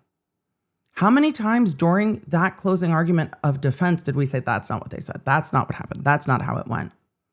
And she said, rely on your memory. Don't rely on us. Rely on you. We trust you. So I have to wonder if sitting there, the Commonwealth felt that the defense attorney was a little condescending to the jury, telling them this is all unbelievable. Don't trust what you saw in this courtroom. And I wonder if she felt that in that courtroom, the defendant's testimony to the jury was a bit condescending when he said things like, well, this shows that. This shows that this. This shows that that. And she leaned in. We trust you. I'm glad she didn't end it with do the right thing, because I think I can't with do the right thing anymore. It's been tainted. But I think the defense continued their path of trying to throw way too many details in to try to make the jury think that Juliana was bought and paid for and no other evidence was there. Where I take the smallest bit of issue with the prosecution's closing is that the prosecution really leaned into that Brendan Banfield was so in love with Juliana that he had to get rid of his wife. And that's just not how I read the situation. But again, that's just a difference of opinion. And the jury is allowed to have a difference of opinion. They can believe that Brendan Banfield set up Joe Ryan, set up Juliana as a backup because he wanted something different for himself. They don't have to say, oh, well, all of this went down because divorce is expensive and he was so in love with Juliana. What they do have to believe is, was Joe Ryan lured to the house and set up, or did Christine Banfield arrange that encounter with Joe Ryan? And when Brendan Banfield went into the bedroom, did he know what he was going to find so that he could shoot Joe Ryan and kill his wife? I'm sorry, he referred to her as Christine, and kill Christine. Or was he horrified at what he saw? Was he so shocked that his wife was being attacked that he shot Joe Ryan to protect his wife and himself, because Joe Ryan posed an imminent threat to him, to Christine Banfield, and to everyone in the house? That's the question of this case. And the defense didn't talk much about self-defense and defense of others in their closing arguments. They went more towards, don't believe Juliana. I guess we'll see how it goes. A word of caution before we go to the jury being discharged. A word of caution. Jurors like to look at things. Jurors like to look at things. This was a 10-day trial with hundreds and hundreds of exhibits. If the jury does not come back with a verdict this evening, it doesn't mean anything beyond that they want to take a look at shit. And ask yourself, if you are on the jury, what do you want to look at? What do you want to read more? Do you want to look at the letters? Do you want to look at the FetLife messages? Do you want to look at the digital forensics? What do you want to look at? And keep in mind that while we have been talking about this case for it feels like 800 years in a 10-day trial, and we combined days too, we've gotten to talk about it. The jury does not get to discuss this case, which I process everything verbally. I know this shocks you. They haven't gotten to talk about this case with anyone. They have had to sit with the information that they have learned and not discuss it. This is the first time they get to talk, and they might just need some time. And yes, Virginia courts do close promptly at 4:30. So it's going to be a quick one today. They don't have a ton of time left. And a lot of you are saying that you're a lot of you in the chat. How many of you are in the chat? I can't tell because there aren't that many likes on the video. Oh, 20,000 of you. 20,000 of you. Most of you want to hear that 911 again and turn it up just a little bit because we still don't know what the voice said. Right. That was so disappointing. There's a bunch of jokes that are not for now. Y'all remind me on our next Members Only Live. Emily, the jokes at the end of closing, what did you want to say? Remind me. Members of the jury, this is an important Remind case to me. both the Commonwealth and the defendant. We'll In get order to to it reach a then. verdict, each of you must agree on that verdict. In other words, the verdict must be unanimous. The first thing you should do when you get back to the jury room is to select a presiding juror. The role of the presiding juror is to see to it that the deliberations are conducted in an orderly and businesslike manner, that they are conducted only in the jury room when all members of the jury are present, and that each juror has the opportunity to fully and fairly express his or her views. It is rarely helpful for jurors upon first entering the jury room to take a straw vote, or for any juror to make an emphatic expression of his or her opinion in the case, or to announce a determination to Similar stand for to a the certain instruction verdict. in Massachusetts. To do so before all jurors have had an opportunity to consult with. Remember, this jury instruction, not all jurisdictions have this jury instruction. This jury instruction slows down jurors. It is not helpful to take an initial vote. That is where most of the quick verdicts come from, is the initial vote. It is not helpful to take an initial vote. Remember, they encourage the jury in this instruction to take their time. One another and exchange views and opinions might allow your sense of pride to prevent you from retreating from an announced position, even when shown that such position is unsound. You have a duty to consult with one another and to deliberate with the objective of reaching an agreement, if it can be done without offending your individual judgment. Each of you must decide this case for yourself, but only after an impartial consideration of the evidence with your fellow jurors. In the course of deliberation, a juror should not hesitate to re-examine his or her own views and change his or her opinion if convinced it is an error. However, none of you should surrender your honest conviction as to the weight or effect of the evidence solely because of the opinion of your fellow jurors or for the mere purpose of returning a verdict. In the jury room, you will have the exhibits that were entered into evidence. You will have the instructions of law that I just read to you, and you will have the verdict forms. Much of the evidence in this case was in electronic files, so you're going to have a clean laptop that's going to have those files on there for you, and that you will be able to access. And you also have the big TV in the jury room that you can plug in the laptop to that so everybody can view the evidence at the same time. They're going to want some high quality As far as the headphones. firearms and knife, the Sheriff's Department has control of those items.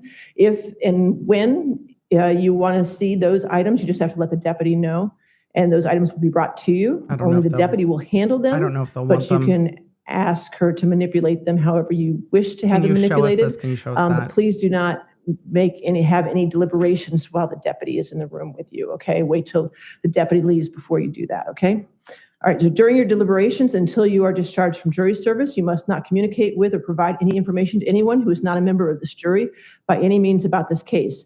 You may not use any electronic device or media to conduct any independent research about this case, legal or factual issues in the case, or the individuals or attorneys involved in the case. You are not permitted to consult dictionaries or reference materials, search the internet, visit websites or blogs, or use any other tool to obtain information about this case to help you decide the case. Do not try to find out information from any source outside the testimony and the exhibits received as evidence during the trial. You will have, again, you will also have with you the verdict forms. There's 4 charges in front of you, okay? So you're going to have 4 separate verdict forms, all right? Once you have decided, have made a decision, each of the verdict forms should have the 4-person signature at the appropriate place. There's places for guilty and not guilty for each count that you've heard. 2 aggravated murder counts, 1 firearm count, and one child endangerment count. Okay, so each form is separately. So each form, upon the finishing of your deliberation, should have the signature of the foreperson just on one space on each form. Okay, if you sign both places on the form, it gets confused. If we're confused, then that's not the way it works. Okay, so just make sure you do that. Okay, now for the last part before you deliberate. I really appreciate that she showed them the verdict forms and how to use them. And yes, you will note that there is only verdict forms for the aggravated murder, not first degree, not any of the lessers, only aggravated murder. The Commonwealth is like all or none. Let's go. I love the way that the judge did that. No, the judge is not sped up. I think I put this back at normal speed. You remember that in the beginning of this case, I told you we had we're at normal. randomly selected 4 people to be alternates. Oh, that would suck. It's the worst part We still of have 4 this. alternates. Thank you all for your service and being so professional. Worst And part. even during the snowstorm, making here on time, and we do appreciate that. And let me just say before I release the alternates that I know that this trial has been a huge sacrifice for you all and have taken you away from your lives for 3 weeks now. I know I speak for all of us associated with this case that I want to thank you for your service in this matter. I know it is hard to have come this far and then not get a chance to deliberate, but that does not lessen the respect and admiration that we have for you. Painful. As an alternate, you will not deliberate, but you will still be under the order of the court, okay? And so you cannot do any outside research at this time in the case, or you can't talk to anybody about this case at this time because you're still under oath as a juror. That is because if something happens to a juror during deliberations, We still need I will the call you back alternate. to service and deliberations would start again as you would be part of the jury as well. So that's why you're still under the order of the court. You are under these restrictions and your oath until a verdict is reached. Once a verdict is reached, we will reach out to you and contact you and let you know this has occurred. And then you are free from all your obligations. Okay. So again, thank you for your service. At this time, I'll call the alternate jurors. And if you could go with the deputy, we have to collect your items and we'll get you on your way. At least okay? they get to So go the home. alternate- Some jurisdictions make the alternates wait in the courthouse while deliberations are going on. At least they get to go home. But then they can't talk about it until a verdict is reached or they're called back for deliberations. I think as a juror, this would make me the most nervous. Like, you know, you don't receive a rose. I think I would feel like I'd been voted off the island. I would be so mad. It would be so awful. The jurors I have are number 26, number 24, and number 38. So if you could follow Deputy Johnson out at this time. Sorry, alternates. It's the worst. 26, 17, 24, and 38. 1, 2, 3, 4. Okay, so ladies and gentlemen, these are the 12 jurors that are going to be deliberating in this case, okay? You can take as long as you need to deliberate, and at this point, you can take breaks whenever you wish to, and you can let the court know.